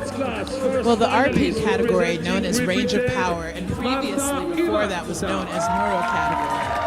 And range of power has to do about the limbs that are affected and the control of those limbs. How much power, how much control, muscle tone that the individuals have. So RP1 is the most severe lack of control of muscle and hypertonus, and then RP3 is the least severe. So it can be a huge range of disabilities. Unlike the other categories where visually impaired, it's strictly about the vision. Range of power can be someone who has multiple sclerosis, cerebral palsy, traumatic brain injuries. It's such a large range and so hard to classify. I think actually Corey, who's here with us, our co-commentator from the German team, she's actually a medical student, and she has taught me so much that I, with someone with 10 years of experience, am still learning every day, because we have had so many new athletes of different disabilities come into the competition. Classification has been so difficult. So difficult. Another exceptionally interesting challenge involved in paraclimbing, never mind the climbing itself, but quite exciting in terms of involving the whole community and how everything works. So, Corey, I'm back with you now. Hi. You are trained as one of the classifiers. You're currently not allowed to classify because you are competing yourself, but do you want to take a second to tell us a bit about how classification works in the RP category and how difficult it can be? Yes, first you have to have a diagnosis that is eligible, and due to the diagnosis, the classifier know where they have to look for. If they test you on your muscle power or your range of motion, or if your problem are with coordination, and they go for the most severe impairment. So they ask the athletes, what does affect you the most in climbing? And that's the first they test. And then you collect points, and the more points you have, the more severe is your impairment, and the lower is the number of the class. And so is classification just done in a medical room, or are there other scenarios where you must assess the climber? I've heard, is it done on walls as well? Yes, first you have the medical form paper, so they already know a little bit what are your impairments and what they have to look for. Then you have to do their assessments and a few questions, for example, how long you climb, so that they know how good you are in compensating your disability. Because in RP, sometimes you have to provoke them that you can see what you want to see. And yes, then there's the sport-specific testing. If they are not sure, or if they want to see how you do or climb in the wall and how much it affects you in climbing, then you have to climb a route, and then they can also observe you in qualification and see how you do there with the actual competition routes. Yeah. And then hopefully your result is final. But there's for one the sport class, and then you have the sport class status. So some of us are confirmed, so the classifiers don't expect any changes in our impairment, so mostly AU or AL, impairments that are congenital. If they expect changes, and neurological diagnosis often get worse, then you have to come back, for example, the next year. Or if they expect rule changes, then you have to come back too.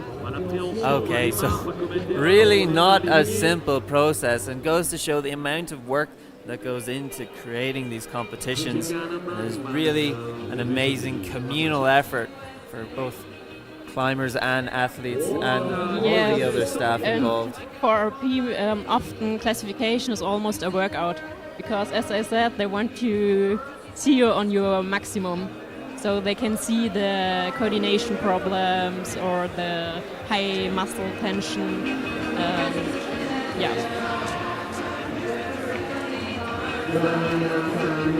Really a lot going on. So we have the athletes up on stage making observation. You can see all kinds of scenarios. We have the Italian athlete on the left sitting down. Sebastian in the previous competition told us that he also utilizes this during observation. Sebastian, your teammate in the previous competition, told us that he also has different ways of doing observation. Yes, it depends on your disability and what kind of holds you can use, which side is affected, because this is completely different in RP. Sometimes it's only the leg, sometimes the upper extremity. So, there are a lot of different techniques. Lots of different techniques. Everyone essentially has to figure out their own method. Oh, in Sebastian's technique, you see it also in John Matteo. He's lying on the floor, so he can see the upper part of the wall better. Very much so. That's the most comfortable way of doing it. Why not do it? Certainly. Yes, and for example, you see some of the athletes using wheelchairs. For example, Cosmin is on the stage. She can walk, but if she walks to the route, this means she already uses a lot of her power she actually needs for climbing. So she chooses to use a wheelchair to have more endurance and power in the route. Fantastic. So, exciting process now when we're going through observation on able-bodied World Cups. You can see all of the athletes discussing and trying to make decisions together, but here it's a different show because their own, and so they will have to make their own choices in overcoming it. Yes, in a they have so many different features that it's hard to talk about it because everyone has to use another one. In AU, AL, you see it more often that they discuss about the climbing. So, if you're just tuning in, I am Dan and Marky, your commentator today at this Villars Paraclimbing World Cup, currently joined by Corey, a German team athlete and also a trained classifier, and Karima around quoted as paraclimbing's biggest fan. So our athletes have just finished observation. They will make their way back into isolation, and we will begin this RP category with men's RP3 on the right and women's RP1 on the left. So Dan, this is your first time commentating a paraclimbing cup. I remember you were in Salt Lake City commentating Able Body Cup. What do you find is some of the most exciting parts that you've seen so far? By far, the most exciting part is the choice of beta and able body climbing. I always found that very interesting, but paraclimbing just brings it to another level. You always see something new and exciting, a new way of getting through a certain movement, and that's my favorite part of climbing in general. And paraclimbing really does bring it to another level. I think the Swiss Alps Climbing Club has done such a great job of putting on production of Villars for everyone here today. From the staff, we want to thank the volunteers that are here today, judging and belaying our athletes today. A really good show. And another thing worth highlighting, I think this might be the best looking lead climbing wall I've ever seen in a World Cup. It really does look good, and a fantastic selection of holes on the walls, making for some really interesting and varied climbs. Well, just last weekend, the Able-Bodied Lead Cup was here, and the Speed Cup here in Villars. And to let everybody know that we are climbing on the exact same walls as everyone else. Goes to show, and we have had a look at the route grades before, and they are not soft whatsoever. This is hard climbing we are seeing in this competition today, which just makes it even more impressive.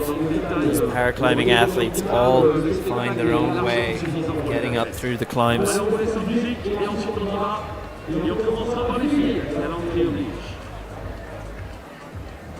So our next category coming up is actually women's RP1. And I have to say, it's a very interesting mix of folks in finals for this particular category. RP1 women's this season has definitely been really exciting to watch.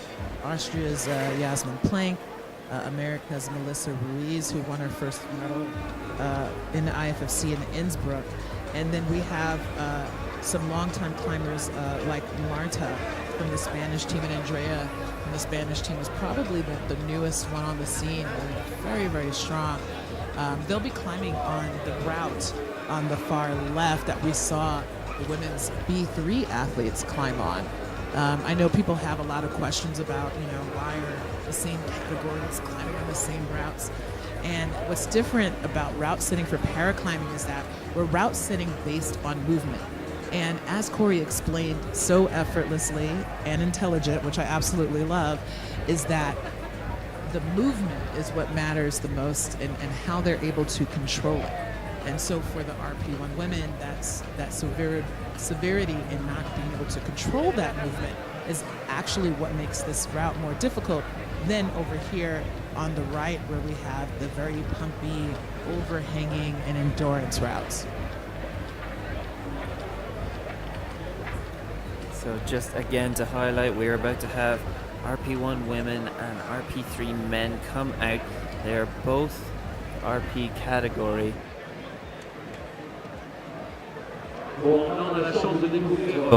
RP1 being the most severe and RP3 being the least severe.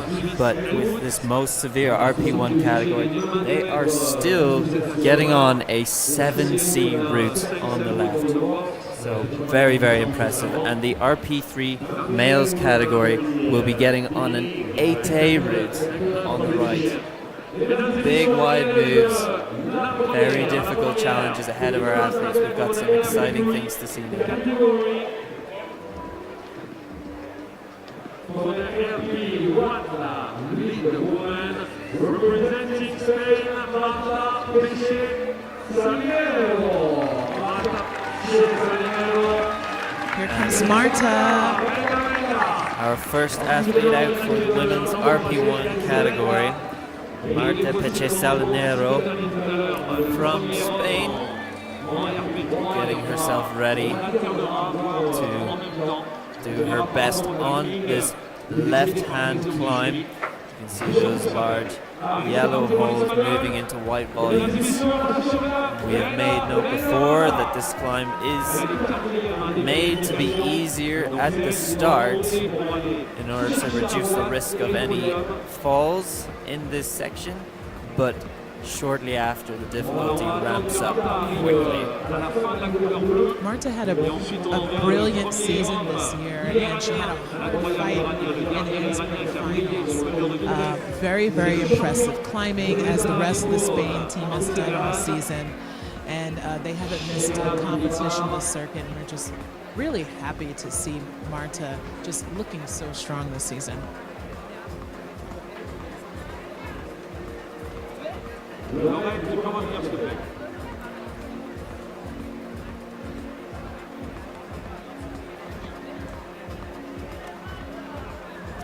Marta now making her way through this blue section.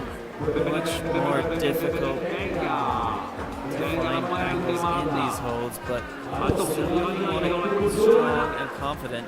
Now, as you can see, those footholds on the right start to become much thinner.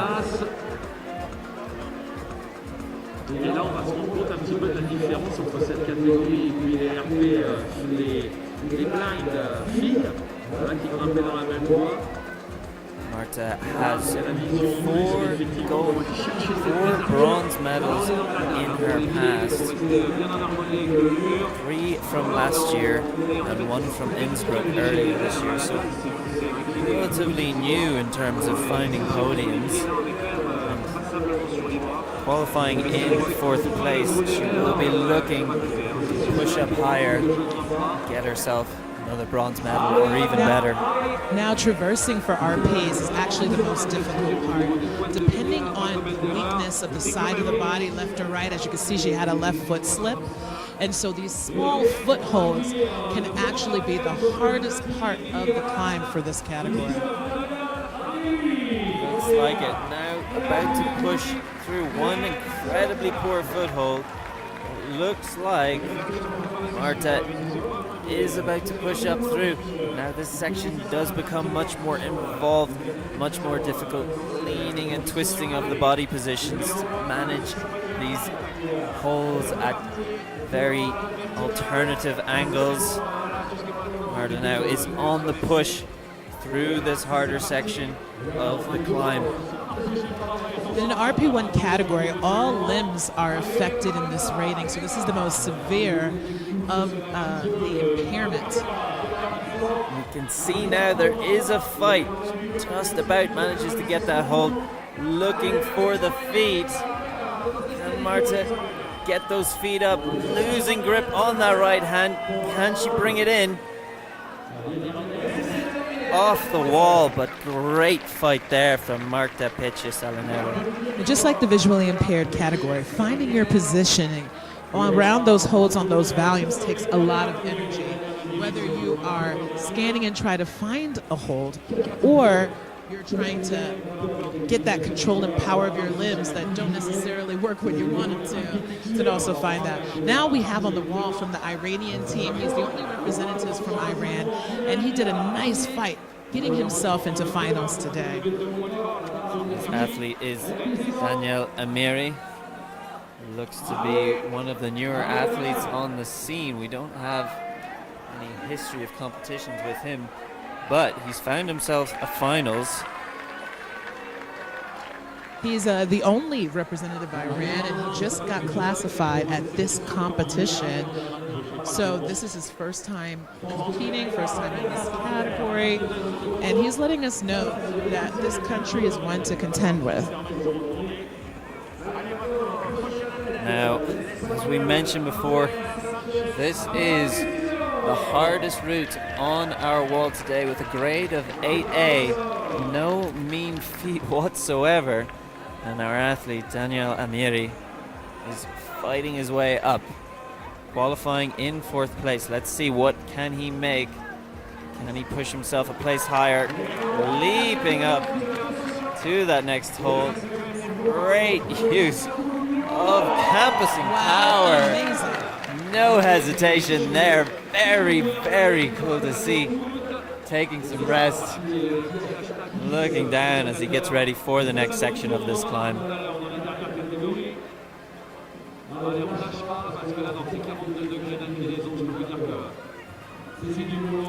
So down in the bottom left corner you can see our next athlete of the women's RP category getting on the wall from Spain again. Andrea Sanchez Aparicio is now making her way through the first section, but as you can see on the right, Daniela Miri is now pushed past this resting point and is now getting into the business of the hardest climb on the wall so far. Every athlete in this category is not actually defined by their disability, but their range of movement.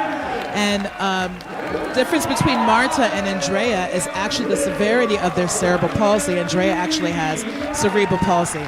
That was a great showing by the Iranian athlete Amir Daniel in the RP3 category on that far right wall, steep overhanging yellow route, super pumpy endurance route.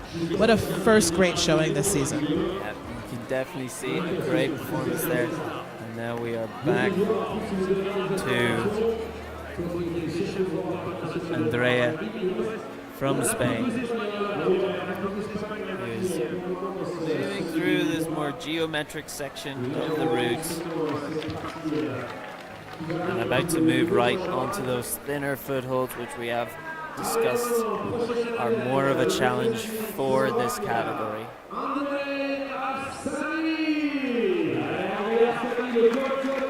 And you might have heard the Master of Ceremonies there bring out the next athlete from the males RP3 category. That is Andre Shani from Slovakia. He's the only athlete that actually is representing his country in this competition, and he made sure to show that Slovakia is someone to contend with because he made easy work in qualifications to get into finals today.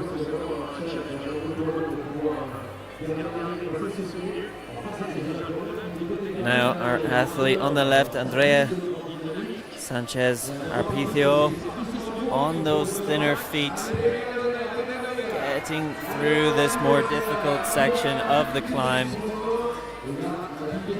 Only slopey holes for the hands and thin holes for the feet. Very difficult climbing here. Let's see, finding that right foot, not losing the tension on the wall.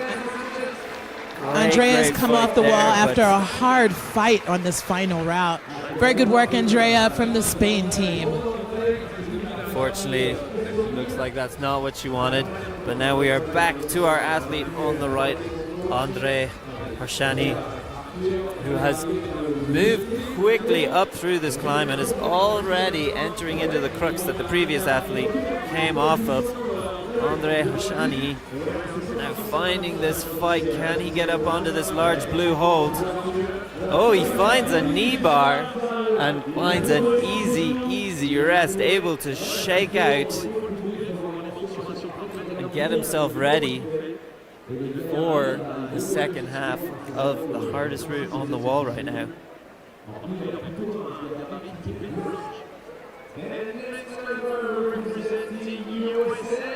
Now, Andre getting some hands up. Coming out for the RP1 women's category, in finals in second place, is USA athlete Melissa Ruiz. She has actually did the world circuit for the first time doing all competitions in Innsbruck. This year she won her first IFFC medal and a silver medal, and she's also in second place moving into this finals. Originally from New York City, climbs in my gym, climbs with me. I have to shout her out. She's about to hit that wall. But look at our Slovakian guy over here. He has hit the high point and he just fell, but not without impressing us greatly. Just loses the tension in the feet there. but a great effort as he pushes above the previous athlete, Daniel Amir, and finds himself in first place. Now we do have Melissa Ruiz on the wall, who you are quite close to, you know well. Yeah, we've been sharing a house for the last month during this World Cup circuit. We also did the Petzl Rock trip in Greece back in May. She's one of the athletes, one of the first paraclimbers ever invited officially to the Petzl Rock trip. So strong is a minor word to say. That'll be very cool, very exciting now to see an athlete you know so well. It must be difficult not to start yelling in support. Well, I'm also in great support of every athlete here. I did tell you I am paraclimbing's greatest enthusiast and greatest fan, and I love watching all of these athletes. But yes, since I have belayed her in training, I do feel a special kinship. So you will have somewhat of an idea what parts of this route should be focusing on the most. I think the part of the trickiest part for her is definitely leg control. So she does have cerebral palsy, just like Andrea, in which her spastic dysplasia of her legs, she actually throws. A straight wall is good. On her straight she does have inboard strength. It's this traversing part of the route with the small feet. Like I said, women that are going to find that difficulty. Looks like these thinner feet challenging all of the athletes so far. Now, Saru's going to be fighting her way through. Can she find a way through this section? Continue further on towards the top. On the right wall, we overhear French climber Bastien, who has definitely had some great experience in the IFFC. Also in the RP3 category of traumatic brain injury, which is why a paraclimber needs to wear a helmet, but Mr. Thomas chooses to do so for his own safety. It is not required by IFFC paraclimbers. Bastien now rocketing up through this route, looking very strong, and you can see Melissa now entering the first. She's past the thin foot section, but now another section of cruxes. Bastien is off. Pushing hard, pushing fast. Great As expected, the footwork was a lot. She put a lot on her arms traversing through that, and she did a little shakeout, and now she's working her way through these valiants. Bastien had an amazing climb and actually made quick work to the crux of that route. I'm very fast. Coming out next after Bastien in the RP3 category on the far right overhanging wall is Jamie Barendcut from the Netherlands. He has had an amazing season, medal after medal. He's a climbing gym owner, so he definitely gets his training in. It does not surprise me he's in first place right now. Melissa, you can see working with this crux, really trying to find a method that works for her, going through these strangely angled holds on the volumes, utilizing her endurance in order to test different paths. Melissa now trying to fight further up. Can she find a method? Melissa has the whole crowd behind her. Of course, the American cheers are the loudest ones. We can't help ourselves. And that is Melissa off the wall. Great performance there. And on the right now, the athlete from the Netherlands, Jamie Barendrecht, has 3 podium medals in his past, 1 of each, but the most recent gold medal was in Salt Lake City this year, so definitely an athlete with the capacity to climb at the top level. Let's see, we've seen some very impressive performances on this route so far, so it will be a fight, no letting up on this extremely difficult overhanging route up the center of our wall today in Villars. Jamie has done magnificently podiuming all season with no problem whatsoever. And I think the fact that he says he has a great training program, a great coach, He says even a gym owner needs a coach. So he's been working really hard this season. Fantastic. And we did just get to see a little display of that. Absolutely amazing campus power through that crux. And now taking a rest before he moves on to the next section of the climb. The crux that doesn't seem to let up for quite a while. So both of our athletes have fallen off in the next section of hole. Let's see what Jamie can make of this. And next up, we have champion from Austria, Yasmin Plank, who has topped the podium every single competition this season. And she's just climbed magnificently. Just so good and so fun to watch. And as we said, category where there's a lot of different disabilities. And sometimes I always get questions about Jasmine. Who climbs so well?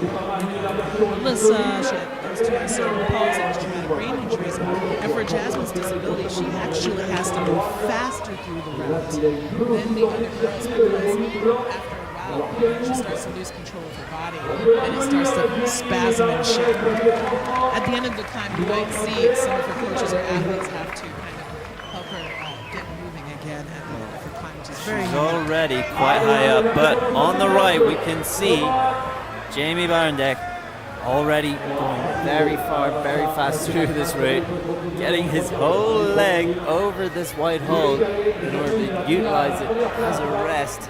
You can see holding those fingers off. Oh, he gave a wave to the crowd. He's letting you know he's okay. This athlete is psyched. Jasmine has reached the crux of the route that many of these girls struggled to get over. These volumes have cruxed the women's visual impaired athletes and the RP category as well. We have two climbers facing the crux of both of their climbs, both making headway towards the highest point in their categories. And it looks like they will both find themselves gold medals. Jasmine has secured her gold medal yet again to finish off the Villars season here. In the backdrop of Mount Blanc, she's got yet another gold medal for the 2022 season. Great display now.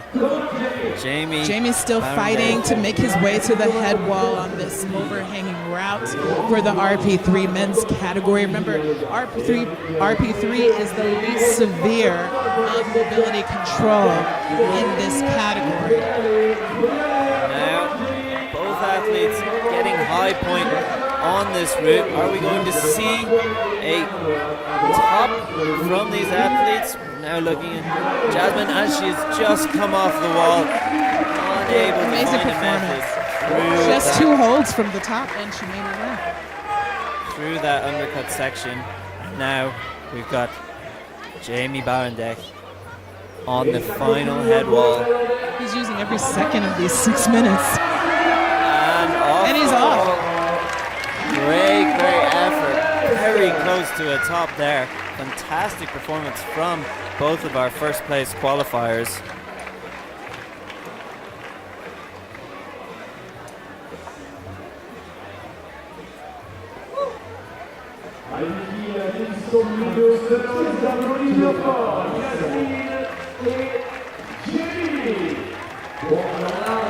Great show there from our athletes. Very exciting to see two athletes coming so close to the top there. Great show, and just doing it in a way like no other.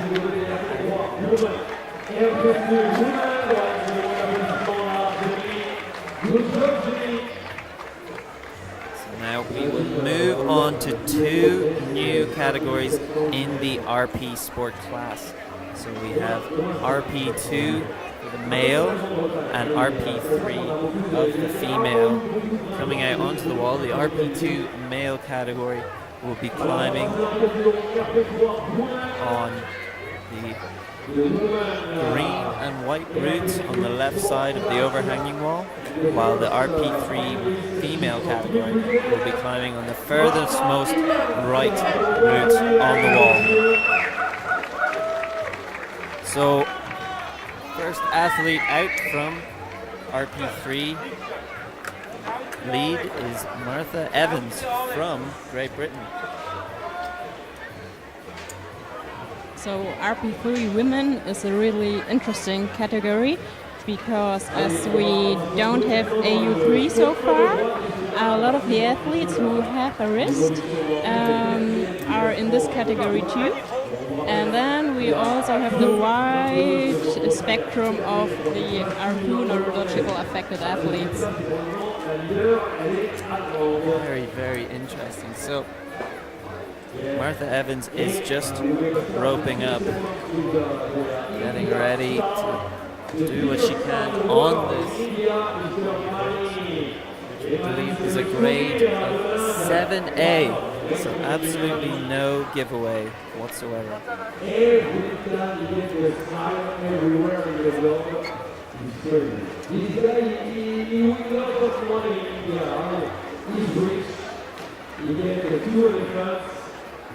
Il knows the texture of the et c'est le seul marqueur indien qu'on a depuis de nombreuses années, c'est du Niger.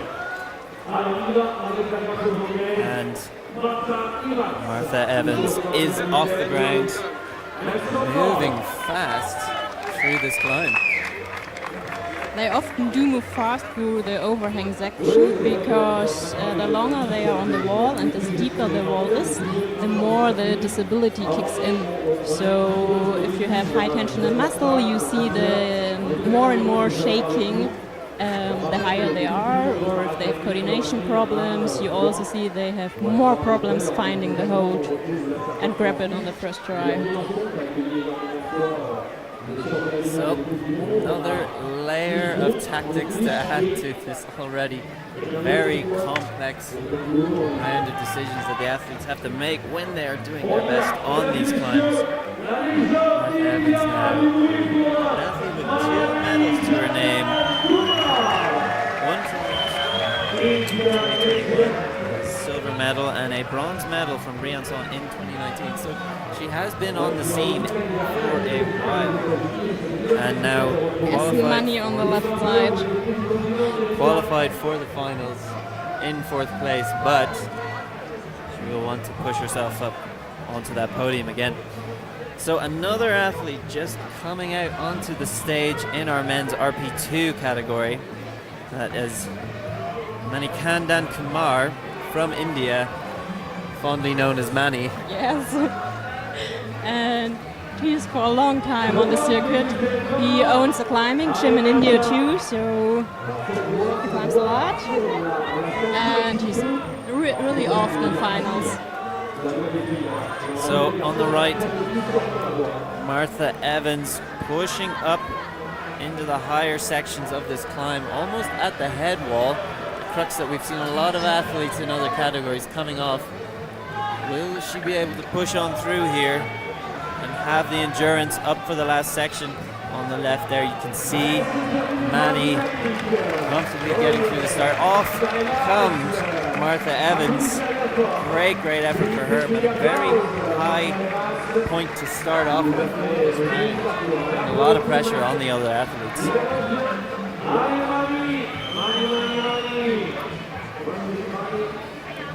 So Mani has maybe the longest history of any paraclimber I've seen so far. Starting competing all the way back in 2012, at least that's what's recorded, and being a very successful round of competitions. Has 3 gold medals to his name, 9 silvers and 3 bronzes. He's currently out in 4th position and pushing his way up this climb on the left-hand side. He's the first athlete out, but he will want to start off strong and set a high point that will be difficult for anyone else to get above.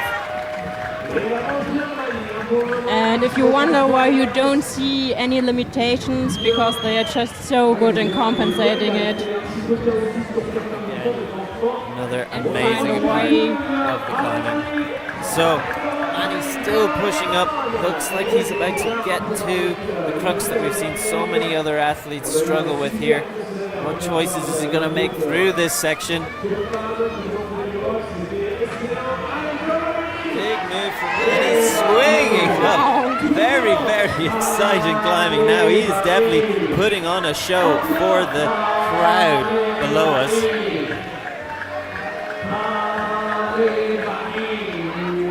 Manny now almost resting on an incredibly poor hold, pushing up further. You don't see it on the screen yet, but on the right side is Leonora Volpe from Great Britain. We'll just get to her in a second, but it looks like Manny is in the crux, and off he comes. Great fight from Manny, setting a fantastic high point. And now we can look across to Lorena Vlop from Great Britain, the next athlete in the female RP3 category. She's already quite high up the route. Sorry, I'm laughing because someone here has fun to play Money from Mamma Mia just for money. If you can hear the Master of Ceremonies in the background, he does like to have fun, and I guess him and the DJ have made a pact to really celebrate the performance Manny has made today.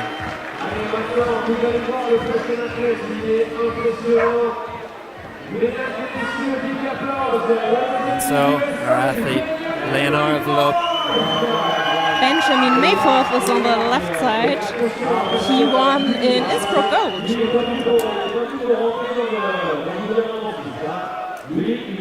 There you see Benjamin Mayforth now tying up, getting ready for his attempt on this climb. He's the second athlete out in the male RP2 category. You see there, taking a moment really to visualize, find his flow, get psyched for the performance. And on the right side, Leonora is pretty high up on the overhang now. Leonora doing a really good job.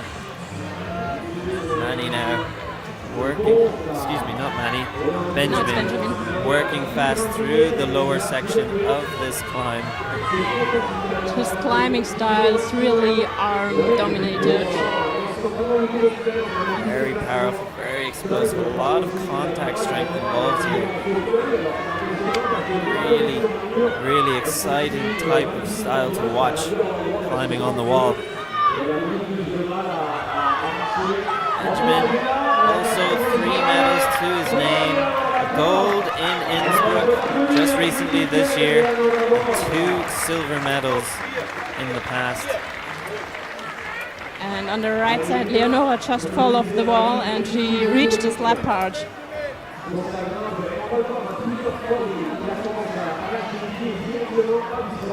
Now rocketing through the climbing.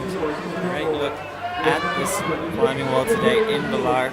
And as we've noted, many athletes find a crux right now where Benjamin is. This is holes 27, 28, and has provided difficulty for a lot of athletes.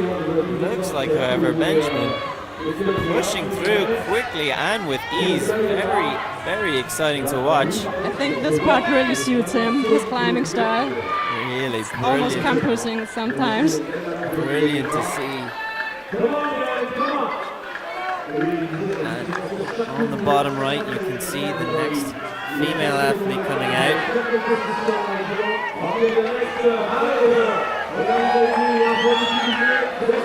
But now, Benjamin Mayforth pushing to new heights now, reaching a higher point than Manny beforehand. Benjamin Mayforth just about to make it onto the head wall.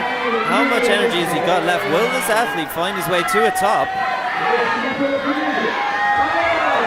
Really fighting, having to jump up there for the next hole. Great performance from the American athlete Benjamin Mayforth.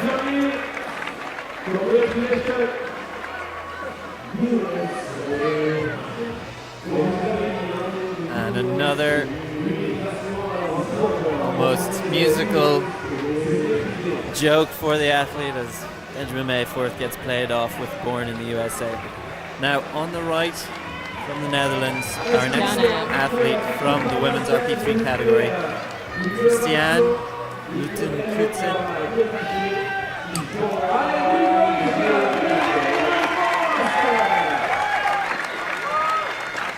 Christiane working fast through this first section.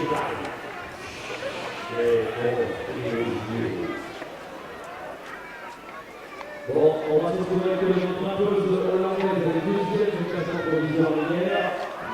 Taking some time to rest in that corner before moving left onto the less vertical, more technical, less overhanging but more technical part.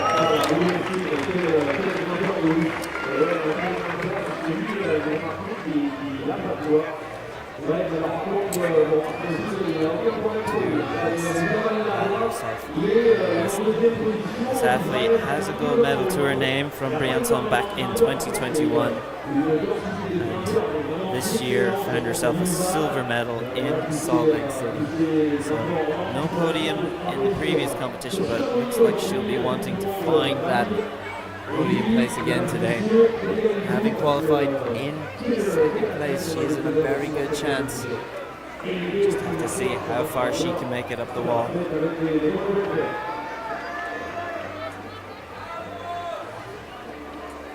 She climbs really quickly through the overhang. Really quickly. And now on the left, you can see our next athlete out from Israel is more Michael Speer. Sapir. Excuse me, thank you. He's a really experienced climber too. You always see him in finals, and he has his own unique style as he's missing all of his fingers. It's really interesting how he managed to still stay on the wall if there are crimps, if there are sloper. Really amazing to watch now. On the right, you can see Christiane making her way under the headboard, just about losing it. Very high up on that wall.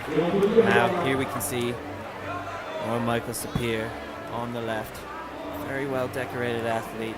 6 golds, 3 silvers, 2 bronze. He is very experienced, competing all the way back since 2016.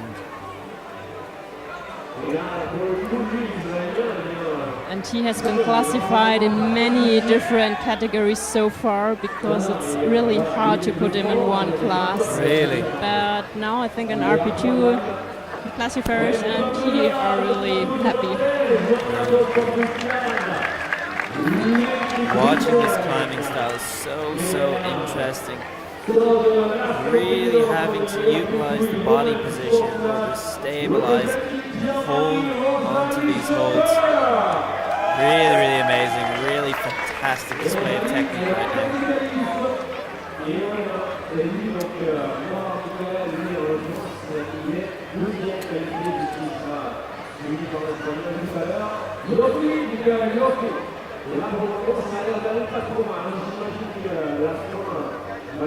Now more Michael Sapir coming up to this crux, the second crux we've seen a lot of athletes struggle with. But the previous athlete, Benjamin Mayforth, did make it higher, so he will want to push through this section and get his way up the head wall. On the right side, we have Rosalie Schaupert from Germany. She's new to the IFSG World Cup circuit. She started this year because she just turned 16. Now we'll take a second just to see. It looks like Michael is in the crucial parts of this climb, almost relaxed. Seems like he has a lot of energy. Now we're in a very thin crux, and the left hand pops, taking him off the wall. But fantastic effort. We'll have to see what position that puts him in. So Rosalie won already silver medal in Innsbruck this year and a bronze in Salt Lake City. And it's her first season, so pretty good start, I would say. Very good start. And what I really like about paraclimbing, so I think she's one of the youngest with 16, but we have also athletes who are 40 or older, and that's really nice. We have a really wide range there. Oh, foot slip there, but able to recover, finding the footholds again. And that will be a big shake-up, so let's see, can she compose herself to continue on? The previous athletes are getting quite high on this wall, so she will need to push up further in order to find a podium position.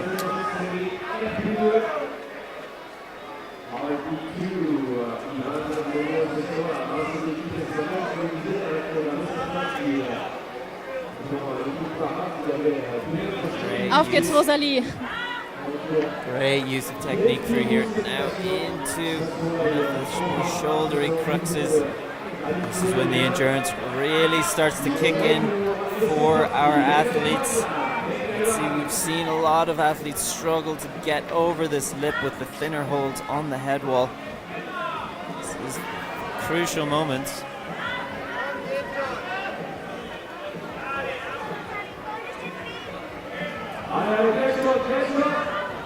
Looking thin, can Rosalie find her way up? Come on. Fight has started now. Rosalie coming towards a high point on this climb. So maybe you heard in the background behind us is the German team cheer for Rosalie. Here we see her still using great technique as it gets so thin and so difficult. Rosalie is fighting onwards.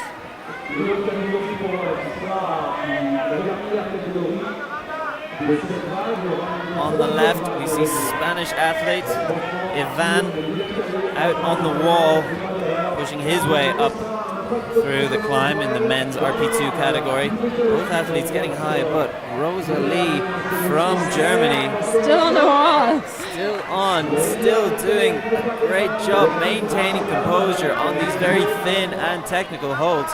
Only a couple of moves from the top. She could really be finding a strong position for first place here.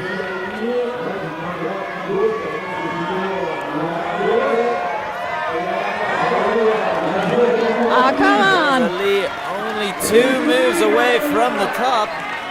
Can she keep it together and get this last hold? The elbow creeps out, but locking in. One more move for Rosalie. Come on. Right at the top.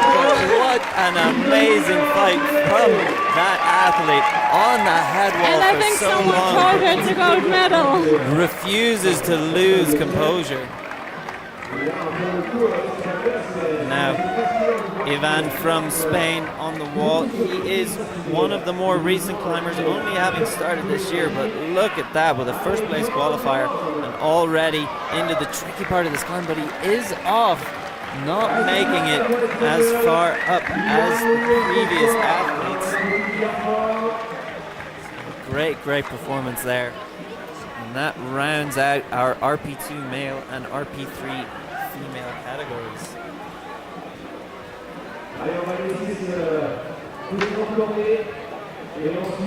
So next we have the RP1 man category, again on the left side on the speed wall. See the sun moving in the background, providing some nice shade for our wall in Villars, which is what is preferred for climbing. You do want shade, you want that friction and colder temperatures. And that's what the athletes will be grateful for, as Especially RP, because often if it's really warm, it worsens the impairment.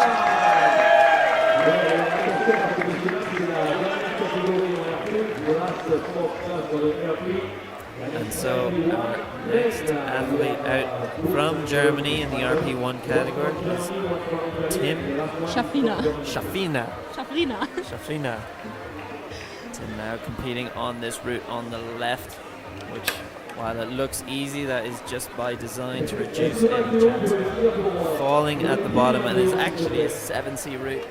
We are yet to see a top on this route. Is incredibly difficult. And especially for RP, it's really challenging because the longer they are on the wall, the more difficult it is for them to compensate their limitations. And then there's on the upper part the tricky part too, so it's really interesting. Very tricky part. There's differently angled holds on the volume, require a lot of body movement to swing around. It's fully involved for the climber.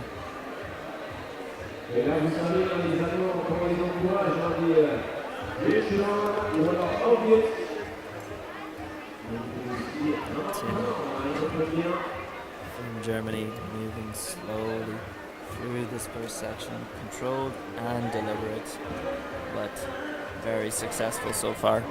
Yes, very often they can partly use one hand. So if it's stable on a hold, they can grab it, but it's difficult to reach that hold.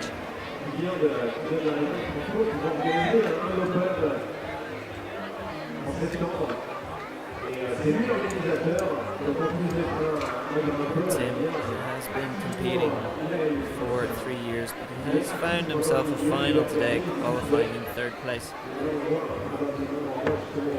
So if he can perform well here, you can see the tension there coming through as he has to make different choices on this route to get further up.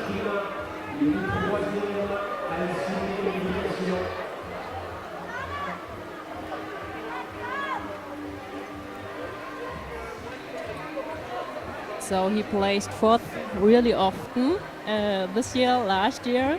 So this time it's a podium for sure. So I think he will be really happy about that. Very happy with the podium place. See how deliberate he places the hands here.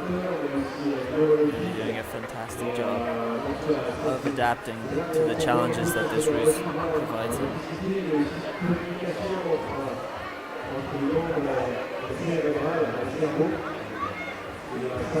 Great snap with the left. Catch the tension on that better hold.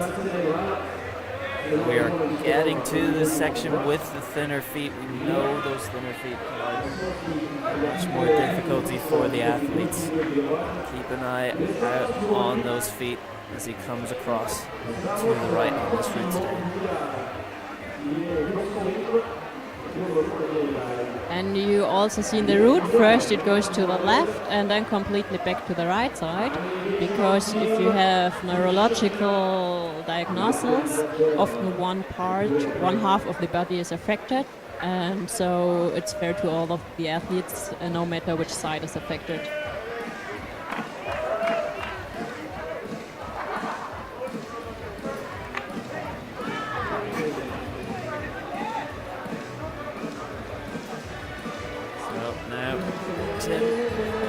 Pushing through consistently and strongly. On these thin feet, finding the best place to hold this. It's like he wasn't able to find the grip he wanted. Is he going to go first? With the left. What a move there from Tim. Now controlling on that right foot. What a move! What a move there from Tim. Seriously, you don't expect dynamic moves in RP1. That was very, very cool. I think he's really happy with his performance. That was a shocker, and you saw standing on that right foot. Yes. Dynamically bringing that left hand across. That was amazing. And to trust in your side that is more affected, that's really confident, and yeah, just wow. So impressed by that. That is not what I was expecting to see, but that is why we love the sport. From nowhere, Tim finding a solution that nobody ever expected.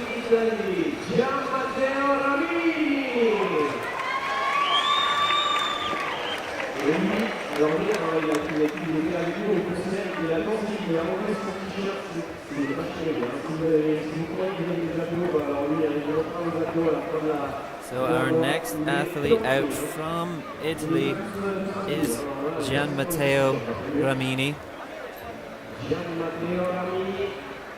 In this RP1 category today, taking some time to get his shoes on, get himself ready and composed for the climb today.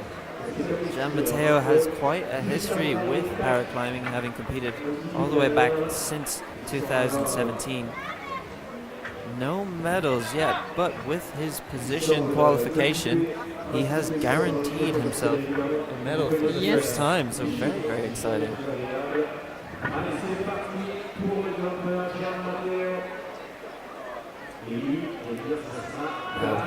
And I think he had a silver medal in IMST. It was a master competition last weekend. Very Very exciting. So a few athletes already had a competition last weekend, and now they are competing here again. So busy schedule. So Jean Matteo finding some form in this season so far. Will he be able to push even higher, potentially find a higher place medal today? Now we did see something amazing from our previous athlete, Tim Shafrina. Now Jean Matteo, are we going to see something else amazing on this route? I think so, especially when they arrive at the upper part. It will be really interesting because this part was actually set to separate the B category. So we will see what RP will do.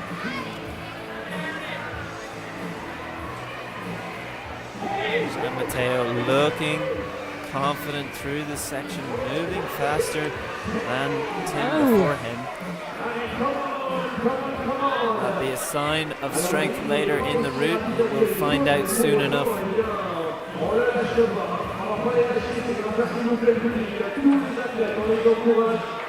Use of the power there in the arms to find the feet. Going through this more geometric section.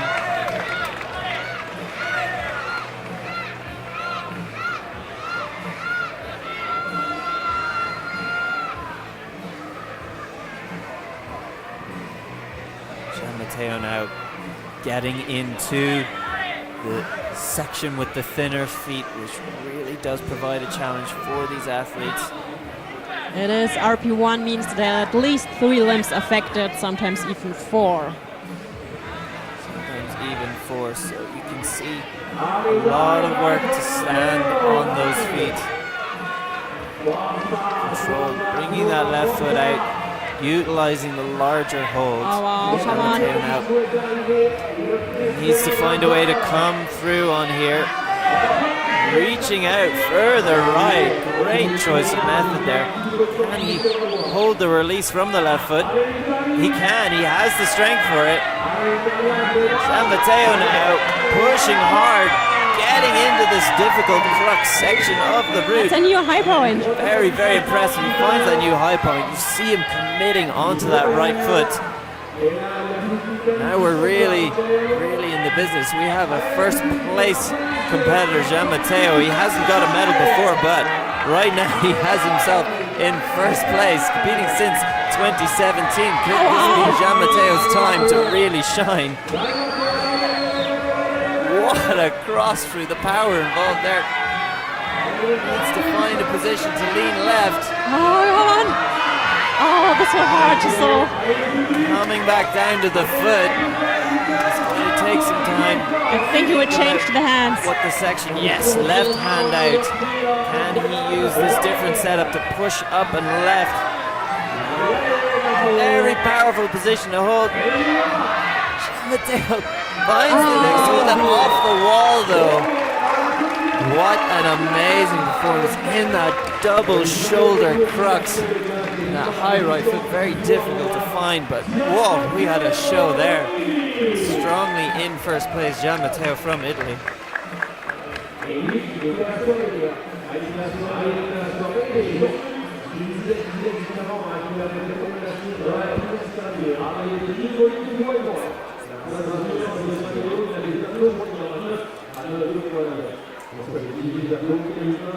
So our next athlete out now from Germany. You want to introduce your teammate? Of course I do. It's Corbinian or Bini Frank from Germany, and he's a paraclimbing legend, I would say. He's really long in the paraclimbing community, and he almost always took the gold medal. So every competition so far, it was gold. He won the championship last year. Very exciting. And there he is, out, showing the crowd what he's got, that he's psyched. We watched this athlete climb in Innsbruck earlier this year, and that was an amazing show to see. He's such a strength. You always think, okay, he had to fall almost 3 times, and he's still on the wall climbing. So impressive. And now we have seen 2 incredibly impressive performances on this climb so far. So Frank has a lot ahead of him. He has a lot of work to do if he wants to find another gold medal. Yes, he has.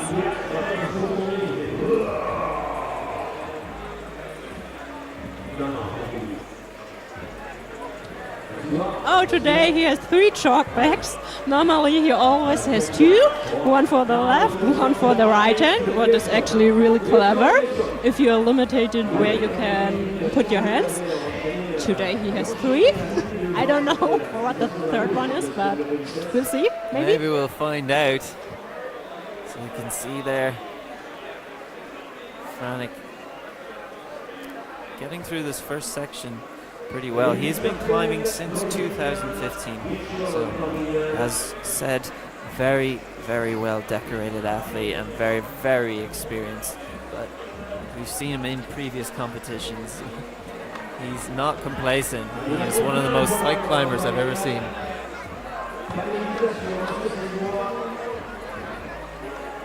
And in comparison to the other 2, he is really fast. Really fast, really controlled movement.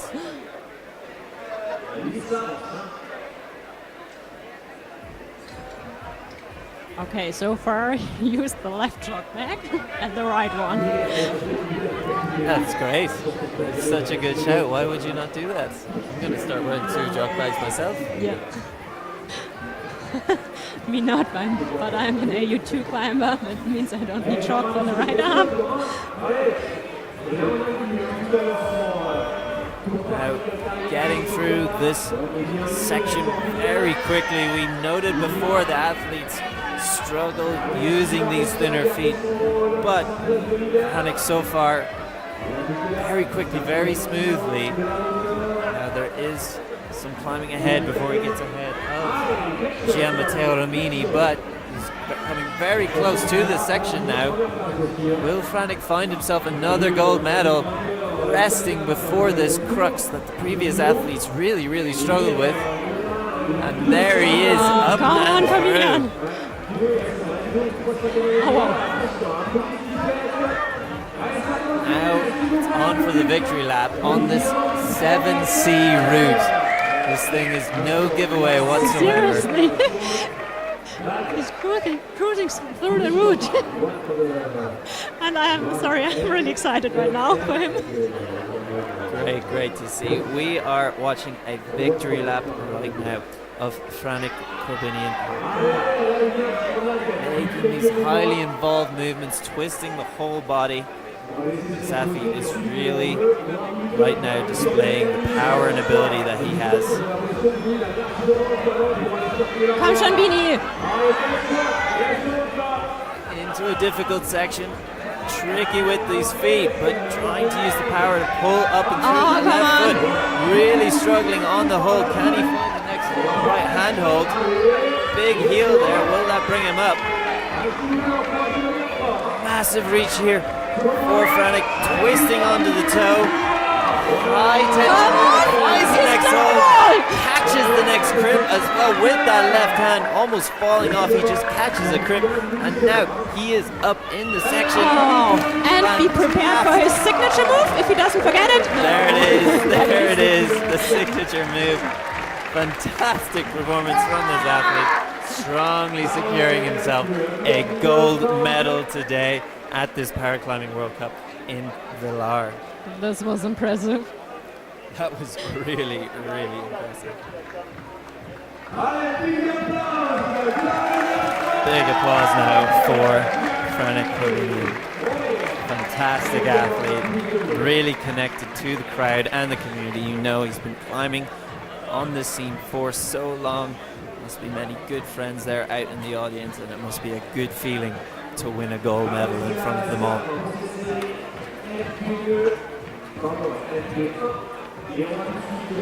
And so we are getting ready for our final section of this World Cup today in Villars. Our last round of the paraclimbing is the A sport classes. So that's split up into AL and AU. And Karina, can you tell us a bit about the split between the A categories? AU and AL? Yes. Well, AL is the loss of a lower limb, or you have a limb but it's not functional. And AU it's the same but for the upper extremity. And as I said, it doesn't matter if it's on the left side or if it's on the right side. And we start with AL2. So this means one leg is affected. They are not allowed to have an ankle joint, but the rest is wide feet. So we see less of a range here. You only have 2 and 1 in the range of severities. Yes, and AL as AL2 is allowed to wear prostheses. They don't have to, but they can. It's their choice. In comparison, AU isn't allowed. It'll be exciting to see. And as you mentioned, it does not make a difference which side of the body is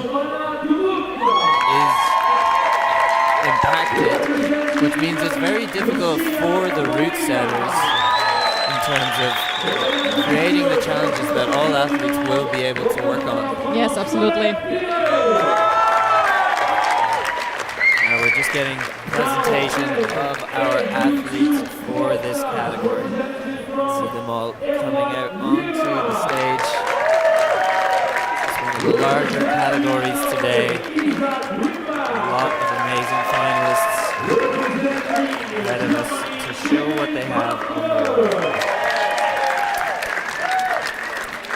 And for the last, the final sports class representing AL1 category, representing Austria, Misuraca.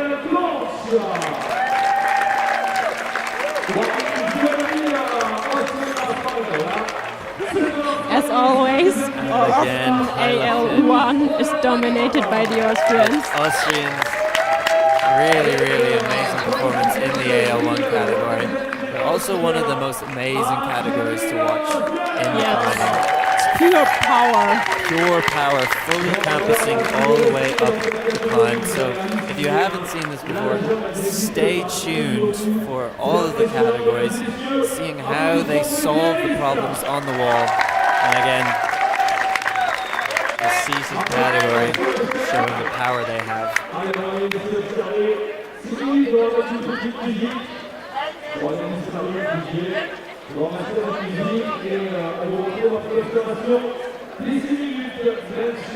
So a few minutes now of observation for the athletes. The athletes are competing on the 2 routes on the right. So is the yellow holds you can see in the screen, and further to the right, black holds. Those are the 2 routes that these athletes will be competing on today, both overhanging, both very difficult. Yes, we have the route in the middle is the 8A, and on the right side I think 7A. So absolutely no giveaway whatsoever.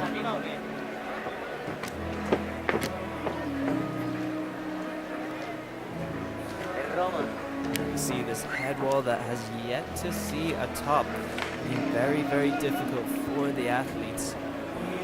Very thin up there.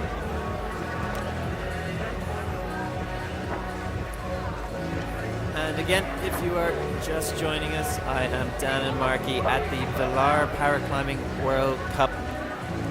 Joined by Corey, Karina, Carrie, all of the names. Corey, a athlete on the AL2 category, but also a trained classifier, and previously joined by Karina, who is the American coach and also paraclimbing's biggest fan. Also an AL2 climber, so I'm really excited for the next round. We are both tuning in now for the categories. This is the A category, known as amputee, split up into upper and lower limb. But amputee isn't always right, because you're allowed to have a limb, but it doesn't work. Yeah. So that's okay too. And this is the final category of athletes competing today. So the final of the finals in this Paraclimbing World Cup, which is also the final competition of the whole season. Everyone is hyped. Everyone is ready for a big show ahead of them.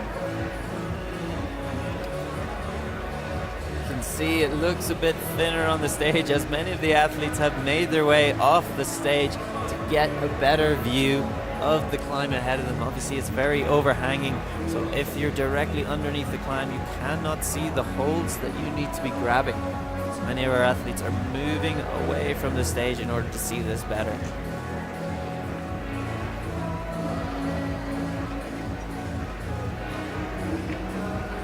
Great looking pump wall we have today in Villars. Maybe one of the best I've seen in a long time. Very, very beautiful for this paraclimbing final.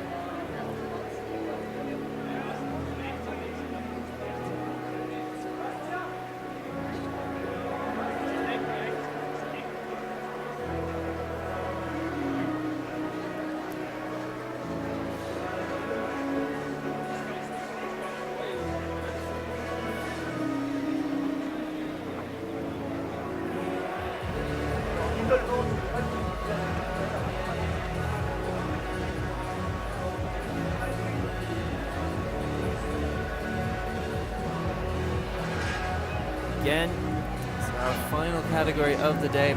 And so looking into the A categories, it's not always acquired, it can be congenital as well. Yes, actually in AU it's almost always congenital. In AL there are a lot of accidents. So mostly the paraclimbers, I think up to 90% were accidents, and only a few percentage is congenital. But surprisingly, all in AU2. Okay. So again, we will see a split of the climbers. We have the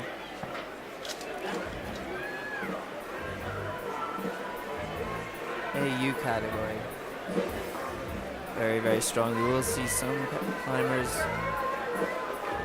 have obtained it, and some climbers were born with the impairment. So that means there'll be different levels of how much time they've learned to overcome and adapt in different ways. Yes, and some have been climbing before the accident.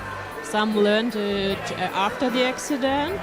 So some have experience in climbing for years, and you can see this in the climbing. Very cool. Again, as we've seen throughout this competition, we've seen such different styles and choices in the climbing, which really shows the variation of the sport itself, but in paraclimbing that variation is on another level. We really get to see something completely new every single time an athlete gets on the wall.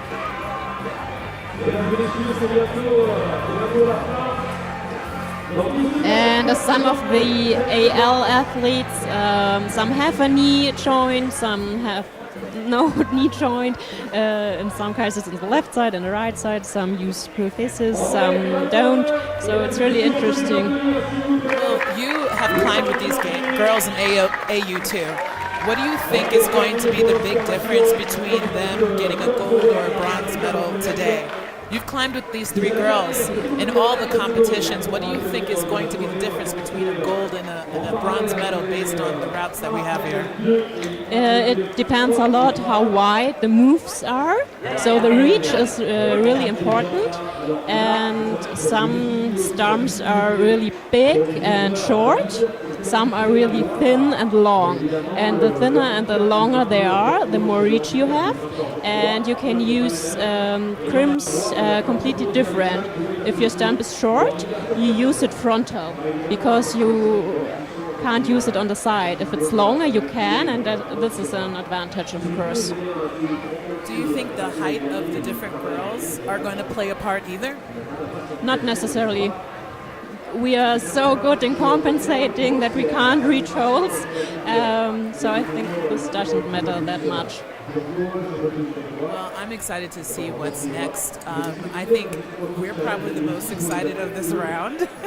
Yes, I think so too. Personally know everybody in this round, especially two of the AL2 climbers started climbing with my one started climbing in my nonprofit in Chicago before he moved back to France. We actually had the same rare form of cancer. That's Julian. He has returned to competition after taking a break, having a baby, and then he squashes and crushes qualifiers and moves into finals in first place.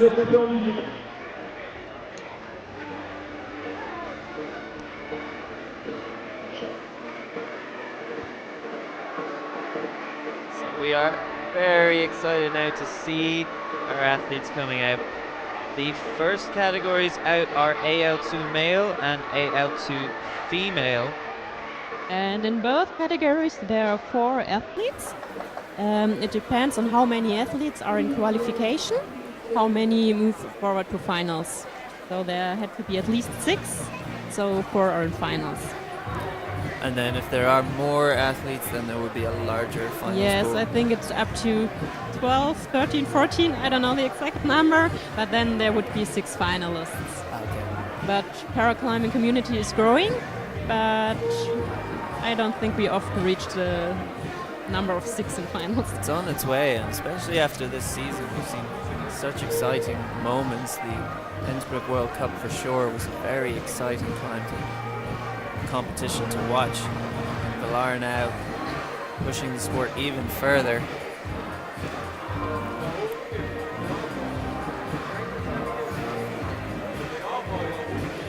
So the B-layers are getting ready. The sun is starting to set on this competition wall in Villars, and we are getting ready for our final round of competitions. And maybe an important point, and as we are growing, we are also want to take part in the Paralympics.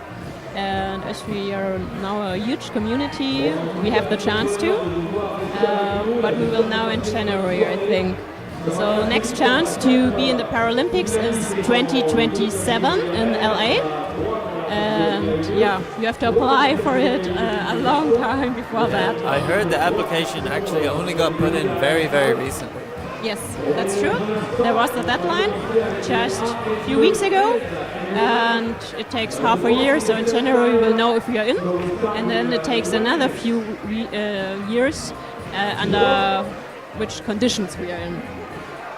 So everyone's got their fingers crossed right now. Are we going to see paraclimbing in the Paralympics in LA in the future?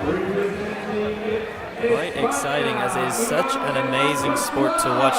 We've already seen absolutely off our seats in the men's RP1 category just before. And now here we have our first athlete up for the men's AL2 category from Spain, Ivan German Pascual,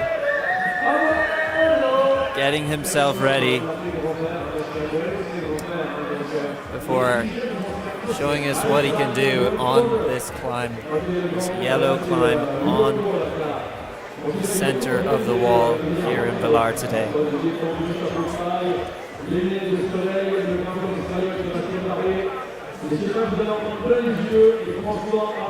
And is very experienced athlete, competing all the way back from 2016. He has 5 medals to his name. Managed to get a gold medal in Sheffield in 2017. And then his most recent medal was in Briançon in 2021. He now is in finals in 4th position. So he'll be very keen to see if he can make another medal on his list. And he is off.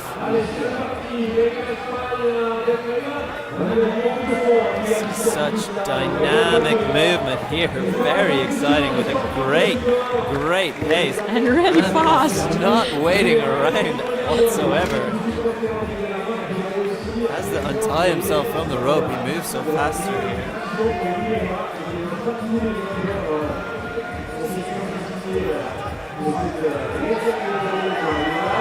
Through that campus section with absolutely no trouble at all.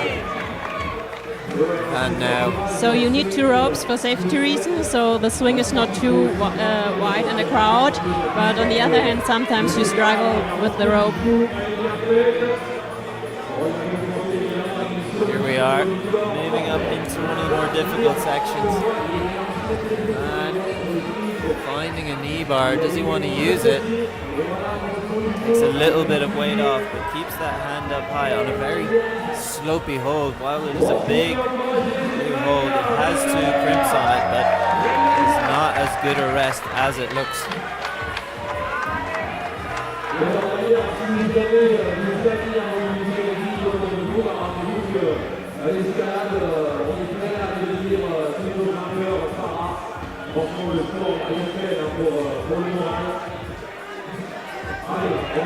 Now he's finished his rest and he's ready to move on to the next section of the climb.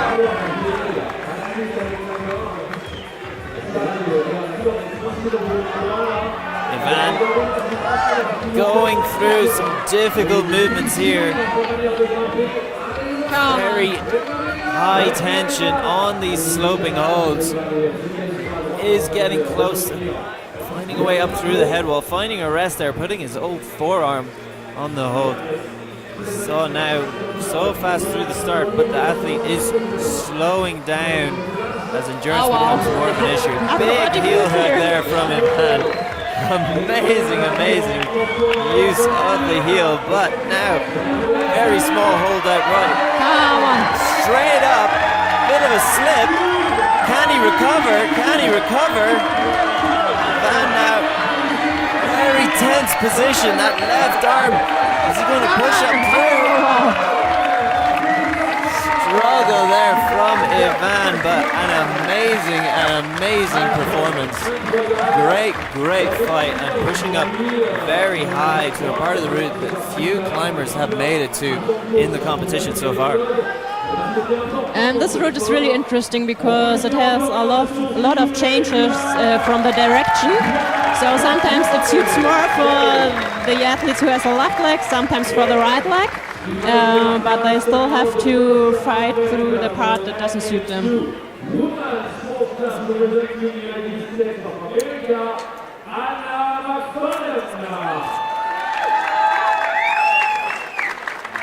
Next up on the female AL2 category, Hannah McFadden from USA.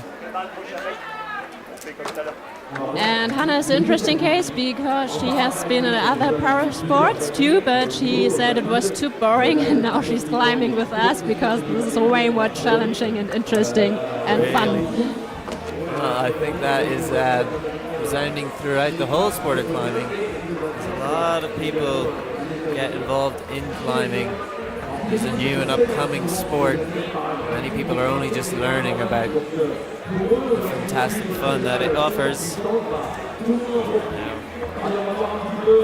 We're having fun here, but we are also competing on the highest level. And Hannah McFadden has gotten off to a rocketing start on her climb today.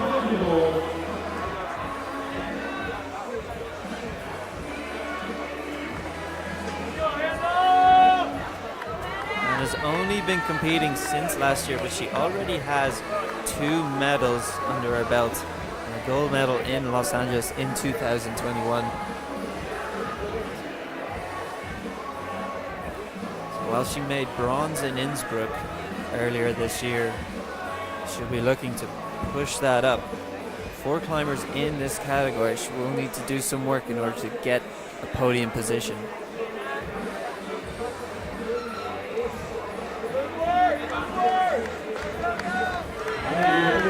Very fast through that first corner of the climb.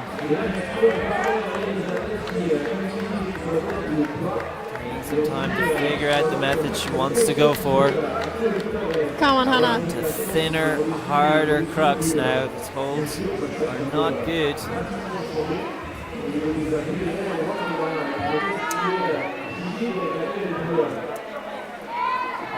McFadden now putting in the fight. Trying to find some purchase to move up, manages to catch the next hole. Great effort there, but she's going to have to rest so much effort. She needs to recompose herself to move on further. Looks like, though, she does have good composure. She is already shooting off. A feat that many climbers don't do, but off the wall, reaching up for that left hand, just missing the crimp that she was going to. But great fight there from Hannah McFadden. And on the left side we have Relays from Belgium. He's been competing for a long time too. All the way back since 2016. Yes. And 5 medals to his name. He made gold in Los Angeles 2021. And for him it's important that the athlete wins who shows the best fight. So he always shows a good fight. Perfect, that's what we want to see. Big fight, by far the most exciting part of the sport. And I have been told that his parents are here supporting as well, so let's tune in and see how he does.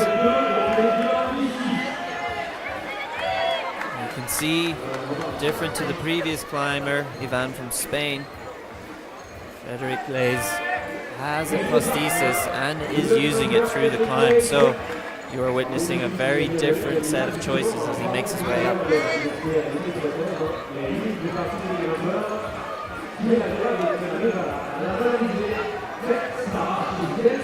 Come on. Great jump there. Now, really milking the campus section, throwing the left heel up for that security through this hole. This is a section that other climbers have chosen to rest.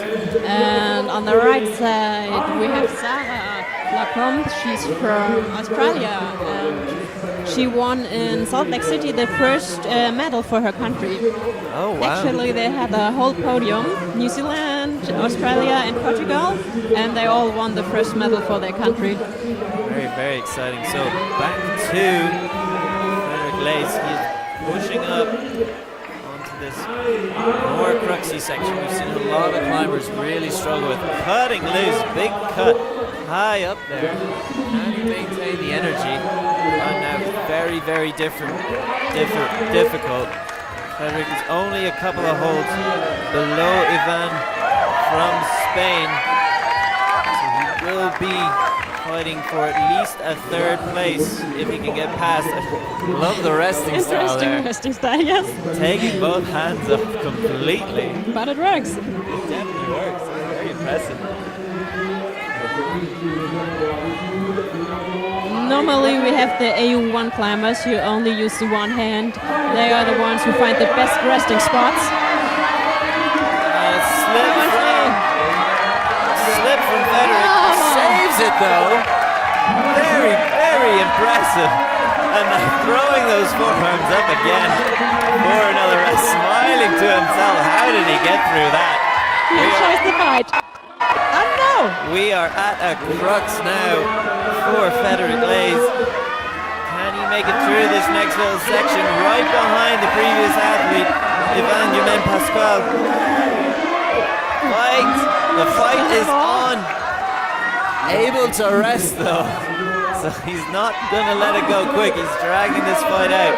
Will he make it up through here? Really struggling now. What option is he going to go for?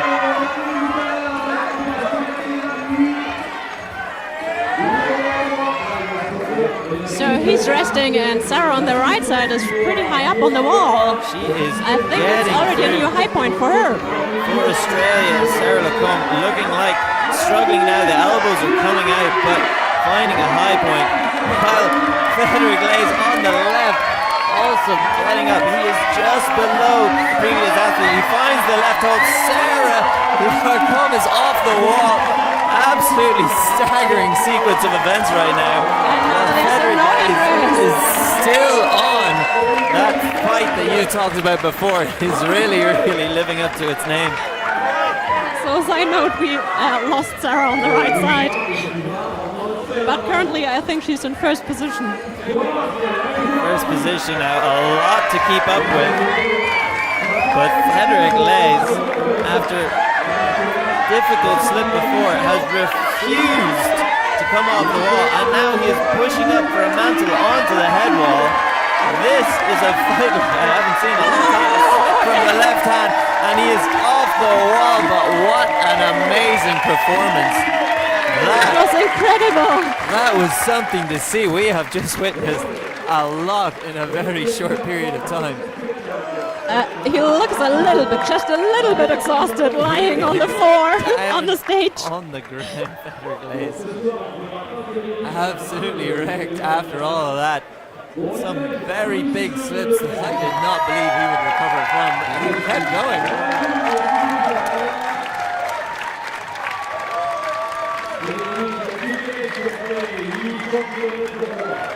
A big wave out to the crowd. This athlete is very, very happy with the performance he made today. So next up on the right in the women's AL2 category from New Zealand, we have Rachel Maya. Maya, she's the first New Zealand athlete from New Zealand. We had just a first Australian podium athlete and now first New Zealand athlete. Yes. Very, very exciting to see. So we have a few new countries this year. And then on the left you will see peeking out of the corner of the screen for the men's AL2 category from Spain, Albert Gardia Ferrer. He's super strong. Super strong. Super strong. You have high predictions for Albert? He dominated in IMST last weekend, but Frey really showed us a fight, so I'm not sure. As we watch Rachel Maya making her way up on this climb, taking more of a slower pace than we've seen the other athletes. She's currently working through an injury, I'm told, which is all the more impressive. Yes, she had an infection in her leg, so she wasn't able to put on her prosthesis. Sorry. And now it's better. But it's really difficult to trust the leg. And for her, she has 3 children who are always watch her live. And she told me she's climbing for them. There we are. Well, hopefully they are tuning in and just heard that lovely little note as our athlete Rachel Maya makes her way up the climb. On the left now you can see a bear rocketing through the start. Great power. And comfortably collapsing through there. Comfortably. This is the rest for the real business of this climb. We've seen from this point on the athletes in the men's AL2 category having to push a great look back at the crowd there. Albert Gardafer is enjoying this moment today.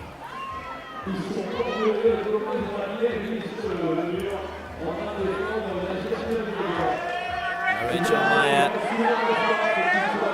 trying to figure out a good way through the corner of this climb, but didn't quite make it. So off at a lower point than the previous athletes. But there is still one to go, so it's not fully sure if she is off the podium or has a 3rd place in sight. They're looking It's really confident. very strong And in that. super strong. That is not a positive hold. There's a big sloper that he has just jumped up to. So here we are, one last rest before really entering the business on this climb. This is by far the most difficult part that all athletes have really struggled with, and we've seen very different solutions here. Look at that, throwing the right leg up And almost sitting on it. able to come up, uses a foothold for his hand. It's very poor, so now we must come come on, stay to the ball. further across to the right. Very high risk position there. Very, very impressive though. That choice he made of throwing the right leg mantling on top of this hold. He was not designed to, but he was getting through. But that's a fantastic thing about paraclimbing, the creativity they use, and you always see something different, something you did not expect. Very, very cool to see. So as Albert unties and makes his way off the stage, just behind him, you can see our final female athlete in the AL2 category, Lucie Jarriget. Lucie is really strong. She always wins gold. She won gold last year in the World Championship.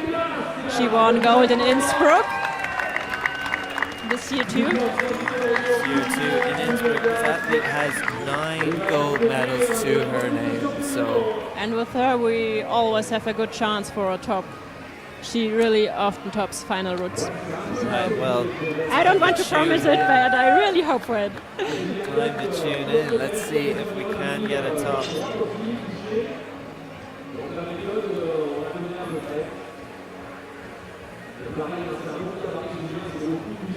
See now, looking very comfortable, taking some time to rest through this section.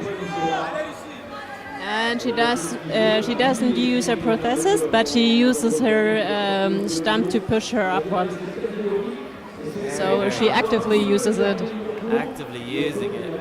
And it's really nice that she can. And on the left, you can see another athlete from France, Julien Gas from France. Another very well-decorated athlete. Has been climbing since 2016. Has 3 gold medals to his name, but none of them recently. So as he is qualified in first place, he is going to be pushing for that gold medal. You see, heading up into the next difficult section of this climb on the right. Oh, nice move from Lucie. She's just sitting on her left stump. Great use. Taking some time to shake. From this point, there are few rests for the top. She'll want to shake out, save whatever energy she can before hitting that head wall, pushing onwards. And that's already another gold medal for her. There she has. She's found the top position, so secured that gold medal. Now again, another victory lap to show what she's capable of. Actively using that left side to come up through. Really, really cool to see. Yes. How can she deal with this crux? Both of these holes are left sloping, so she needs something to push her over to the left and lay back off of them. Here you can see Julien on the left, getting to the point that our previous climbers in this category have coming off. He's going to rest. This is 2 very intense moments for both climbers. You see now, crossing through. This is a thin hold, not a lot of purchase, but almost able to rest on it, chalking up now. That is not a good hold that she's holding on to.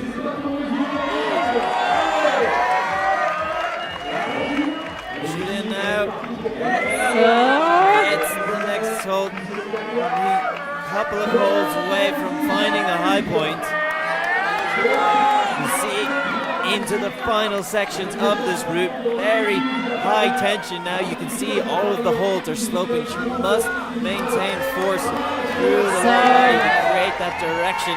Here we are, last sections, only a couple of holds away, figuring where she wants to put her foot to get up. What's she going to choose here? Still, climbing on a slab is really difficult with only one leg, but she is amazing, her technique.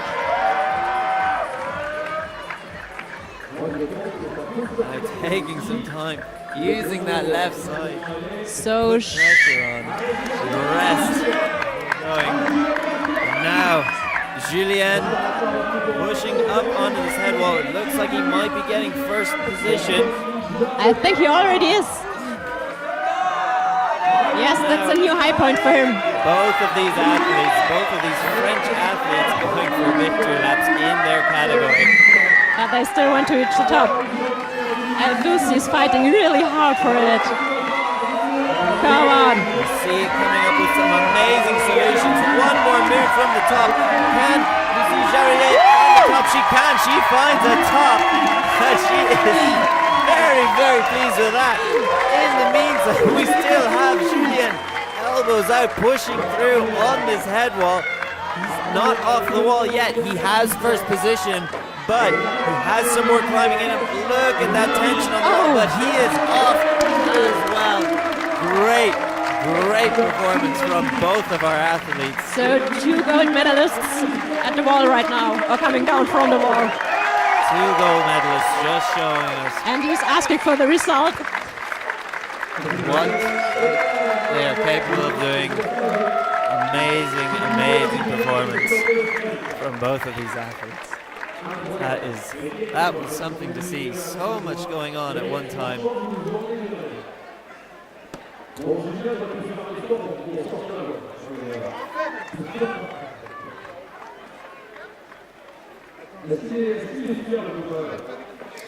So we are into the final stretch of our competition today. A great big hug from the teammates of Team France as they realize they both probably have secured a first place in the competition today.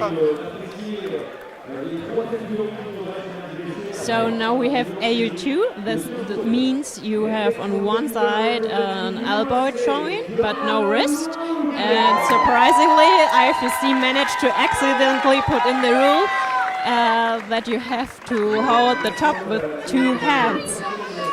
To control it with 2 hands. It was an accident, but it's still in the rules. Still in the rules. So normally we don't have this rule. We just have to control the hold, no matter with how many hands.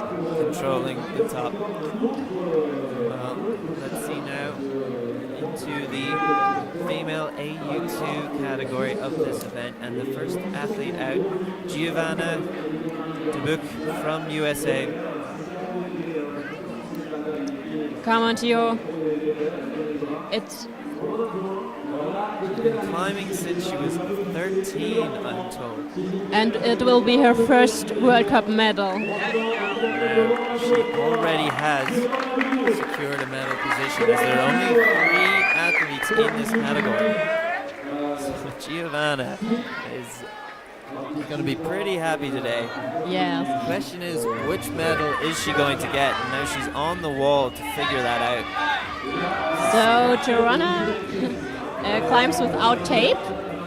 Normally, or most of athletes in AU use tape on their stump to protect the skin. I don't know how she managed to do it without. Look at that cross through though. Come on. And a save, big left heel coming around. Amazing use of technique there, crossing right the way under Come her on, body. Coming in.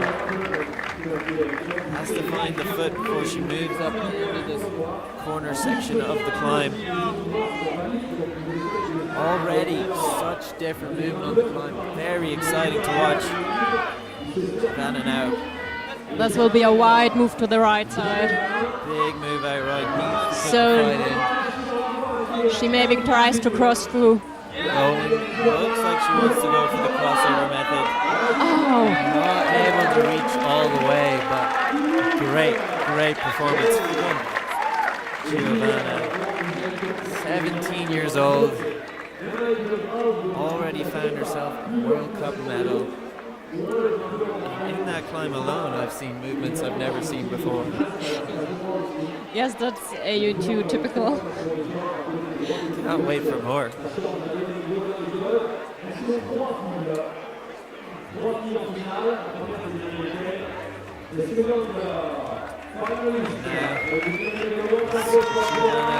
Makes her way off the stairs, looking pretty happy and excited with her performance today. We have Lucia Capovilla from Italy coming out on the She's been stage. climbing in the paraclimbing community for a long time. She's our athlete representative. This was a hard word, sorry. And her impairment is on the left side, so it will be interesting how she goes through the route, and she uses kind of a glove. And this is really a good idea because tape doesn't stay always on the skin, and the glove does. The glove does, the glove sticks. So looking at her history, it seems like she's been climbing since 2015, managing to get gold medal in Sheffield in that year.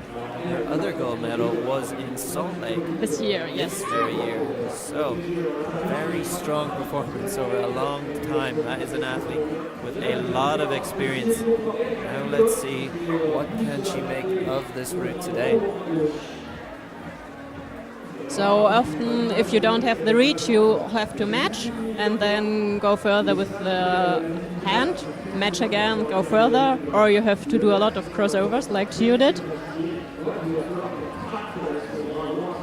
Sia Capavilla pushing up into the corner, about to get ahead of the previous athlete, Giovanna from USA. Very difficult section here with a lot of lateral movement.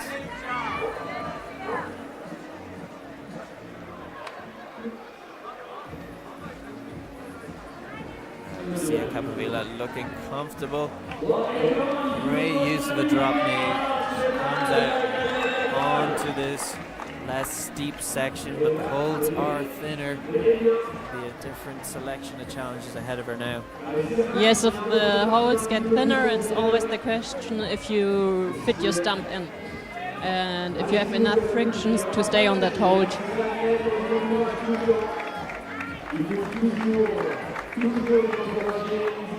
Here we are, moving up onto those thinner holds, taking a very, very small hold on the left.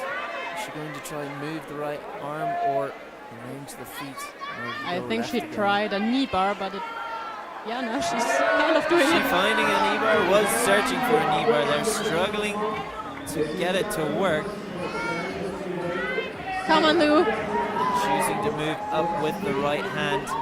Very powerful position here, hanging off the hole, but reels it in now. Through that crux.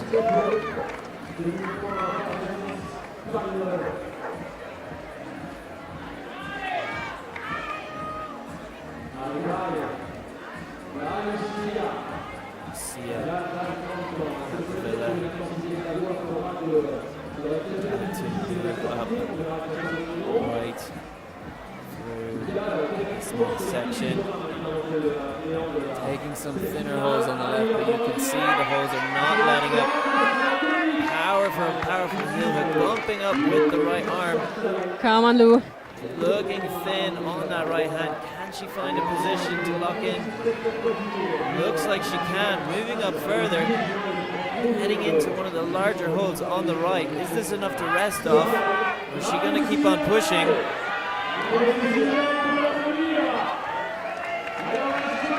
They're pushing. Oh! Slipping off of that left hole. Great fight from Lucia Capavilla, and currently sitting in a gold medal position, but let's find out as our next athlete comes out. So Len Piri from France. She's really, really strong, and last World Cup in Innsbruck she won gold. Last year she won, I think, throughout the whole season gold. World Championship she won gold. So lots of gold. Lots of gold on her list. 7 golds it seems like in the past, and 1 silver medal. So very dominant performance. Will she maintain that dominance today as she comes out now onto the stage to perform her best on this route climb for the finals of the women's AU2 category.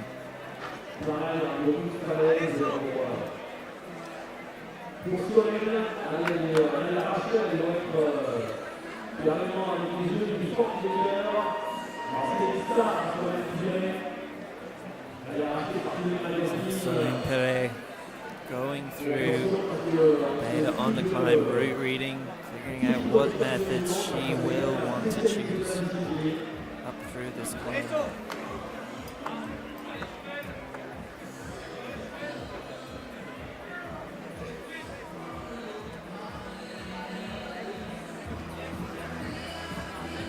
And she's off, moving fast. Another style, another choice in terms of how to overcome the difficult elements.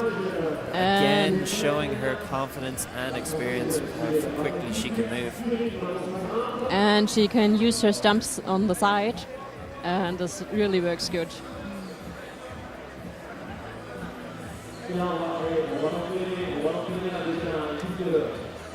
Really able to confidently hold holds with that right arm. Here's one of the sections we've seen difficulty as both the holds are on the right. Utilizing a cross through to come up through now.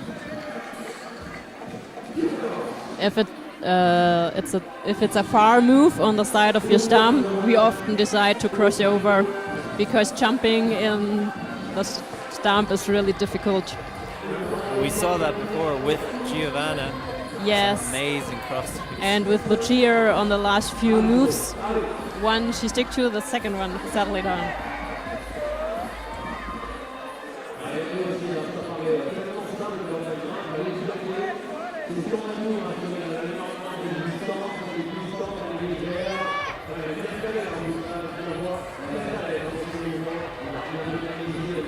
So now pushing up further. Right now into this section that Lucia Capovilla had a lot of difficulty on those thinner holds. Moving fast, moving confident. Looks like she will be able to push higher. Not there yet, but very, very close.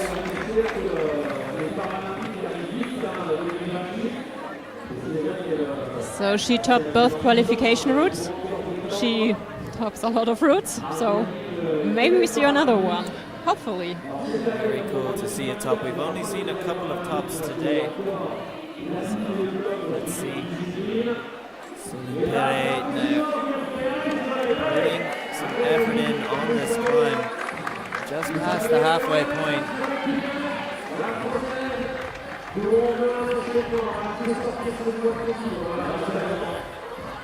Great shot there as the sun sets. This Paraclimbing World Cup in Villars today. And Soline Pere resting before she attacks this next section of the climb.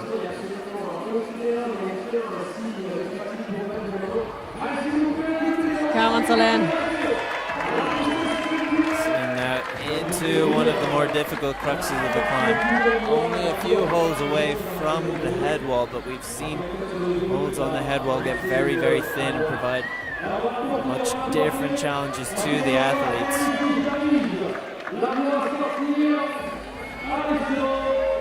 More push up.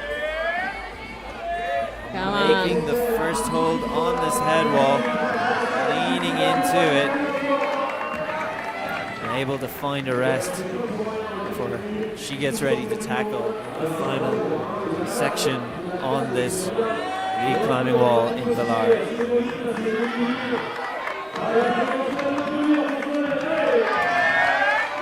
Celine Pere now finding what feet she wants to use, finds that crimp for the left foot, snaps her right foot up, catching herself before coming loose on the wall.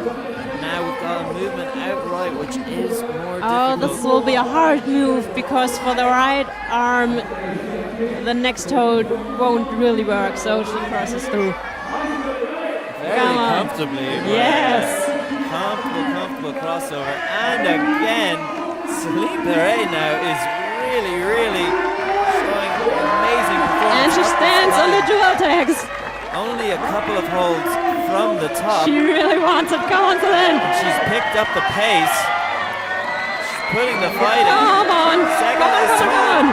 catches it, just about saves it, and one more move to the top. Can she find a top today? Celine Pere takes a second to chalk up. We don't have time for this. Here she is, resting, composing. Such an experienced athlete to be able to do that. And then there she goes up for a top.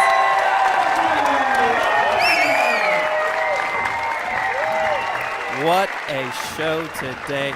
Celine Perret from France giving us a top in this female AU2 category. Well-earned win. Very, very well-earned win.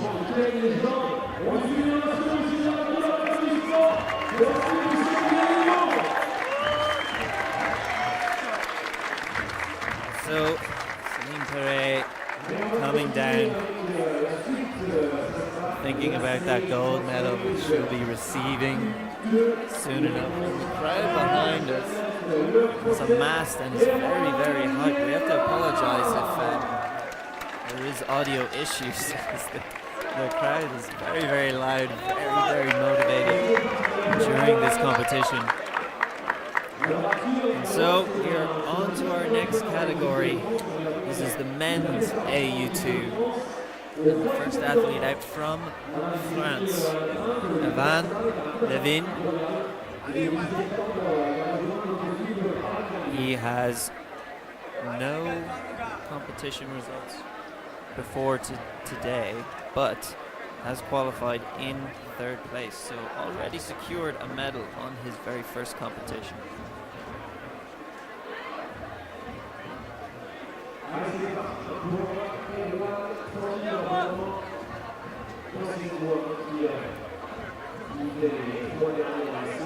And moving really quickly through the overhang part.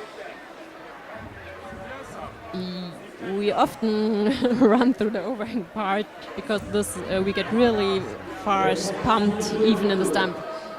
Really? So, moving very, very fast through there. A lot of pace. Looks like he has not taped up his left arm. No. Do you think, is that a choice just for finals, or?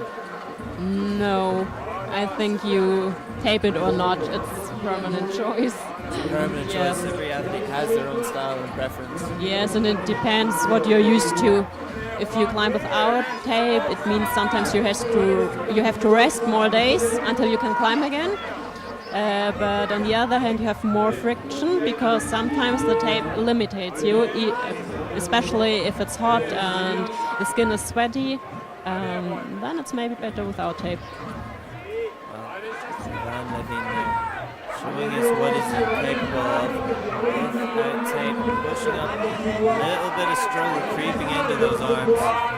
Can he come through and find a position of rest?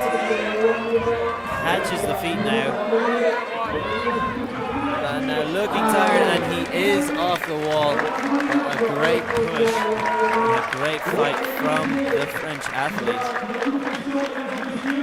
Only just getting classified for this event, his first competition. Will be very happy with his performance.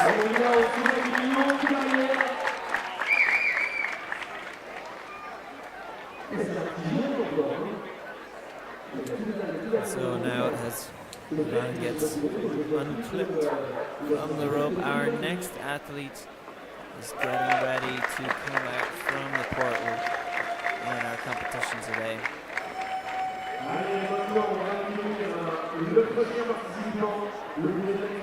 So from Norway, Zach Rittmann makes his way onto the stage.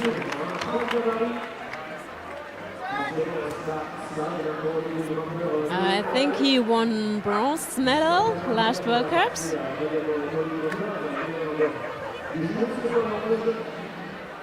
So Zach has 2 bronze medals to his name, one in Innsbruck this year and another in Innsbruck last year. So maybe he has a favorite venue. Seems like it. But for sure, he has at least a bronze medal here too. He has another medal today, so he might have to change his venue preference.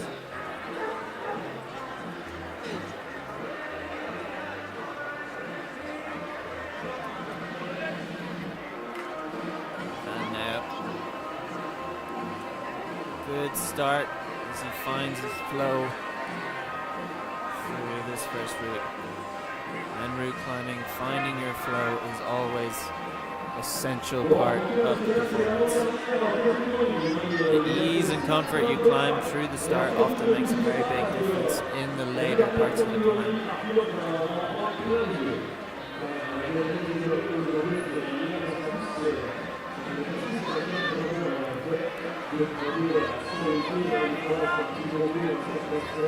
And now took a second to rest, and now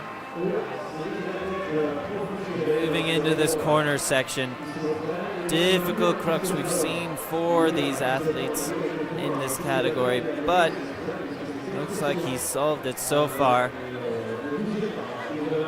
Needs to come up with some solutions to move left onto the next less steep part of the climb. And he's a pretty cool climber. Last year in Innsbruck in finest route, he was climbing and one hold fell off the wall while he was climbing. Oh my God. He looked a little bit irritated, and then he just continued climbing. He just and continued. the move was really far. Wow. Very, very impressive. But goes to show the attitude that climbers have towards their sport. Just about having the best time possible, getting to the top. And so, hole comes off, no need to worry, let's just keep going. I'm here to do my best.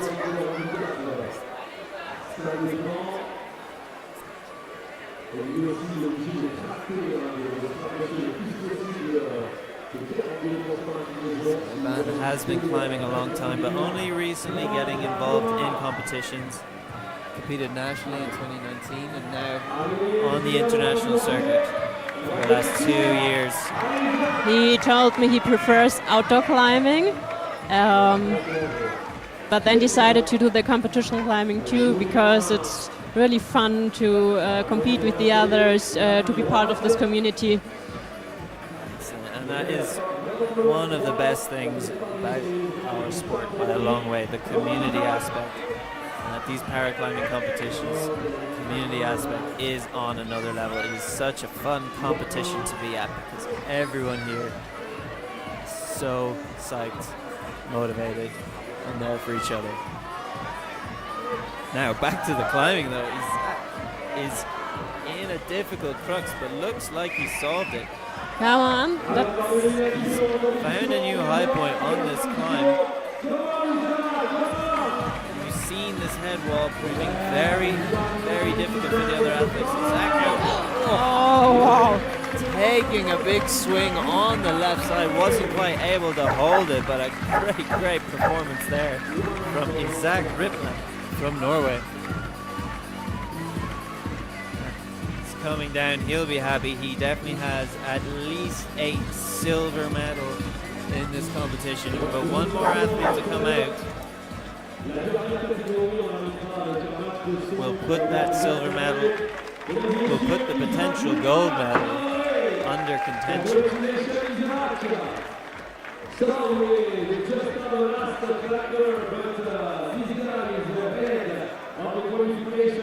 Next climber out is Kevin Bartke from Germany. He won gold in Innsbruck this year.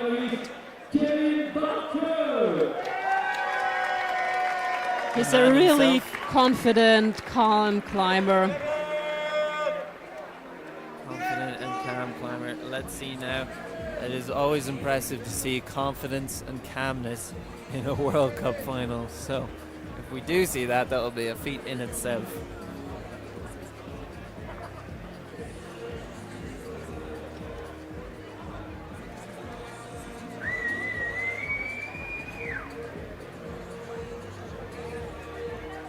So Kevin Bartke setting off on the climb, seeing this fast pace we've seen before.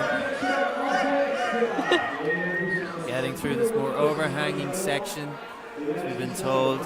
You don't want to be spending too much time in the overhang. The pump builds up quickly. Yes. It's much better to move fast, get on. So you move fast through the overhang and then you find your rest spot and then continue.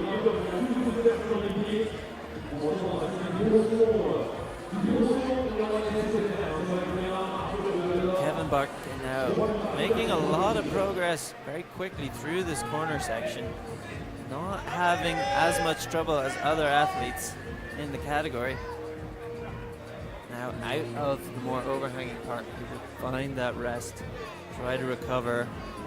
But again, this next section, very thin holds. Different challenges to overcome. And he's climbing a lot in Franco in Germany, so he's more an outdoor climber, but in the paraclimbing circuit for a long time too. Since all the way back in 2017, Marta has been making medals at World Cups and a very dominant performance with 3 golds in 2017. His last gold, as said, was in Innsbruck this year, so he will be looking to secure that position again. So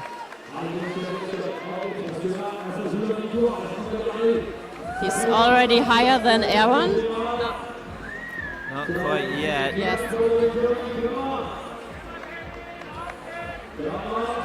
Previous athletes, Isaac Rittman, is a little bit higher, but now Kevin Barquet is entering this section that his competitor came off on. So let's see, can he fight through? Can he find himself a gold medal position? He's very close now.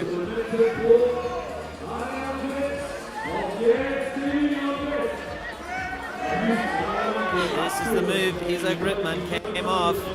Oh, auf geht's, Kevin. And there it is. And Kevin Barquet through the crux ahead of the previous athletes in the category. He has secured himself a gold medal. And again, we're seeing another victory lap. What can he do on this wall? Can he find himself atop? As he got really fast through the overhangs, he should have a lot of time left. So from the 6 minutes. Struggle now finding these holds. Able to catch Kevin. that crimp though. Very intense movement. Can he compose to get through? We've seen this next section very, very hard to come across. What choices is he going to make here? Oh, wow. Going to match this very thin hold. And he decided to go first with the right arm. That's really impressive to hold Really hold like that. Opening those hips all the way to stay under these poor holds. And he is through that section. Now, Kevin Barquet is looking like he might be on for a top. Only a couple of holes away. Great leaning back. Go on. Position. One more hole to the top. Can he find a top today? Oh! Slipping just out of the final hole. Kevin Barquet, though, strongly secures his gold medal position today. Great performance from the German athlete.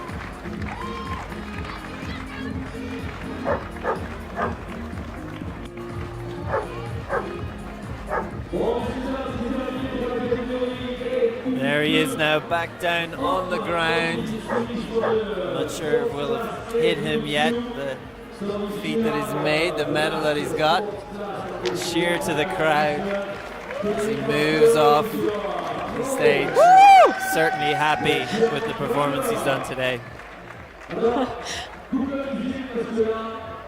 So on the left side of the screen in the corner, we already see our next category, the AL1s. And be prepared for a really, really good show. This is the big one. So all Austrian athletes. So a fully Austrian podium, showing how well the federation is supporting athletes in this series. Daniel First Conch. athlete out, Daniel Conch. He won bronze medal in Innsbruck. Bronze medal in Innsbruck is No, in Imst, I'm sorry, and in Innsbruck. and in Innsbruck. Both competitions. Both bronze medals. So this is the AL1 category, which is also known as the seated category. seated, but only as long as they are on the stage, not during climbing. Not during climbing. It is something very, very different. And if you have not watched an AL1 category in paraclimbing, be prepared for an amazing, amazing show. Our first athlete now, Punch from Austria, reading the route one last time before he pulls on for his performance. So AL1, they won't use their legs at all. And you can see racing up So through they this, are barely fast enough to follow him up the route. racing up. So much power through here, campusing through this loop. The crowd now is already up with excitement. Such an amazing thing to watch. Daniel Conch now coming through this corner section. Komm schon, Daniel! Deep crossover there.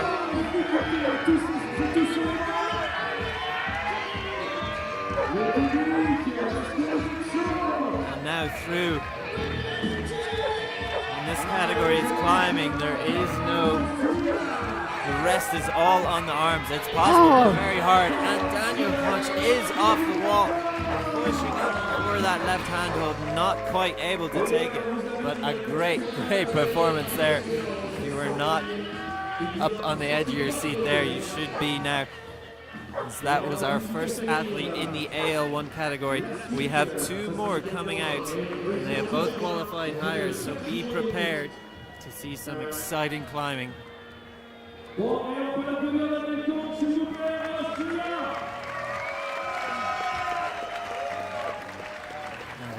Daniel Conch now making his way off the stage after a great show.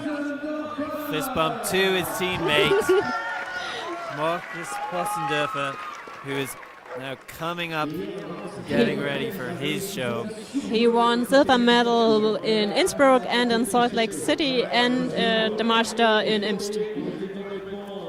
So that is the list of big competitions this season, and he has had a very dominant performance in silver medal position throughout. So let's see now, can he make it further up than his teammate Daniel Conch?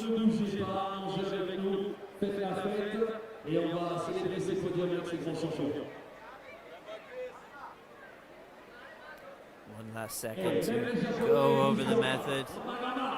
Again, we'll have to make very different choices in what holds he uses and what sequence he uses them to solve the problems ahead of him.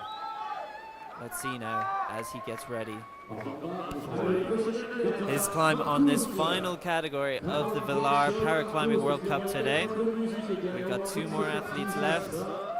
Marcus Possendorfer is off.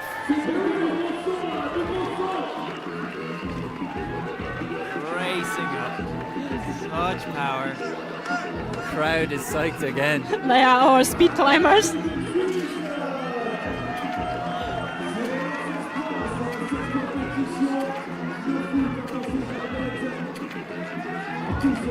Come on, Marcus. Getting into this difficult section that Daniel Conch struggled with.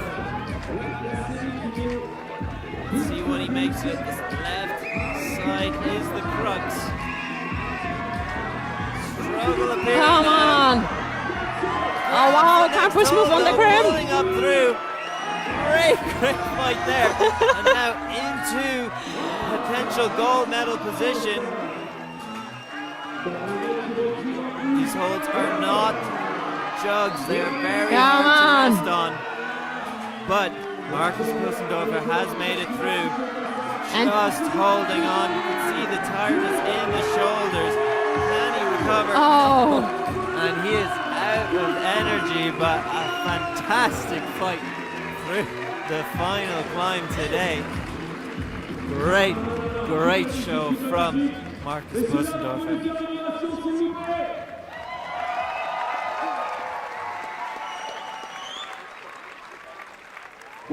He's back in his chair.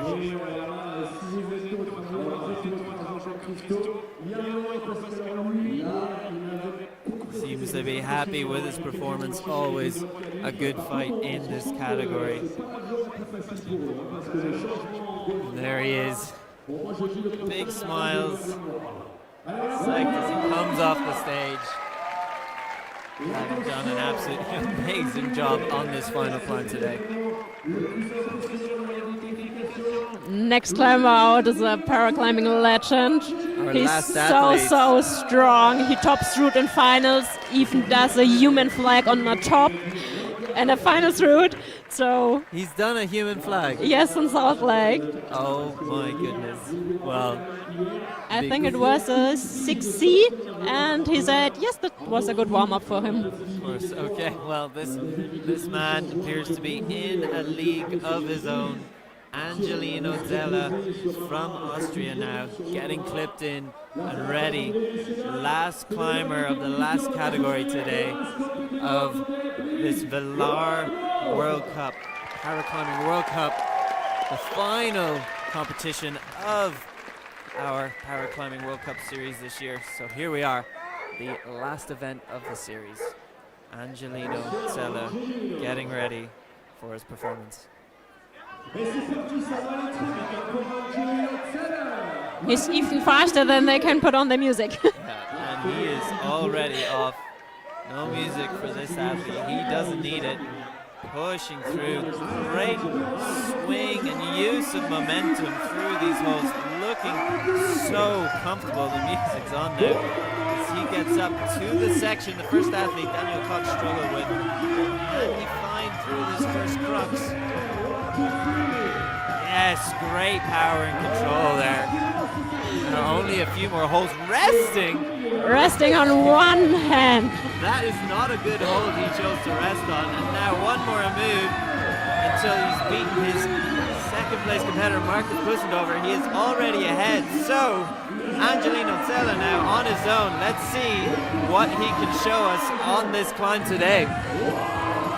There we are, resting and enjoying the moment. So impressive, and he makes it easy. He makes it look so easy.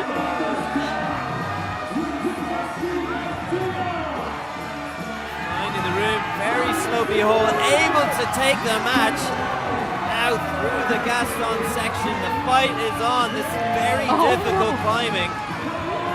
Up through, almost at the head wall, slowly locking off, taking some time to breathe and relax. Now, Angelino Zella going to show us. Come on! Holds the swing. Oh, the wall. What a performance from Angelino Zella. I am out of breath. Me too, and goosebumps everywhere. That is really, really amazing to see. So different. Such a different take on our sport, but so amazing to see. Big claps all around from all of the audience. His teammates waiting at the side, ready to greet this athlete and celebrate the performance they've all made today. Yes, it was incredible. The AL category is really something different. Yeah, they're always a highlight.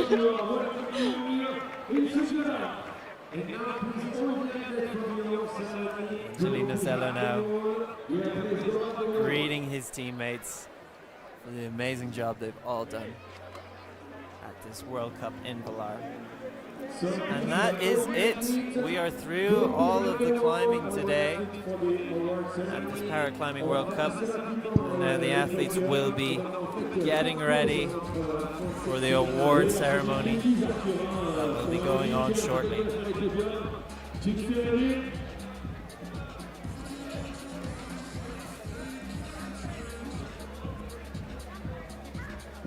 So again, the crowd, everyone's dispersing. Everyone needs a moment to breathe. We've just been through a lot. Yes, a lot. A lot of climbing, a lot of unexpected moves. Yeah, I'm still a little bit out of breath just by watching.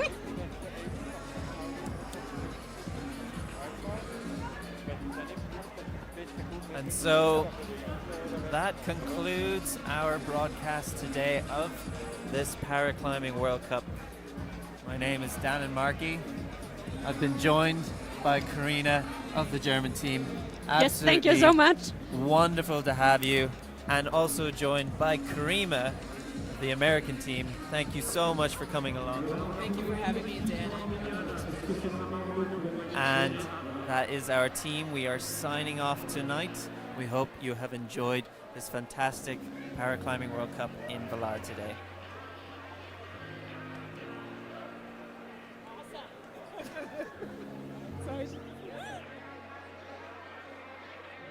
Ouais, on va attaquer hein, d'ici, comme je vous disais, d'ici quelques instants avec les podiums.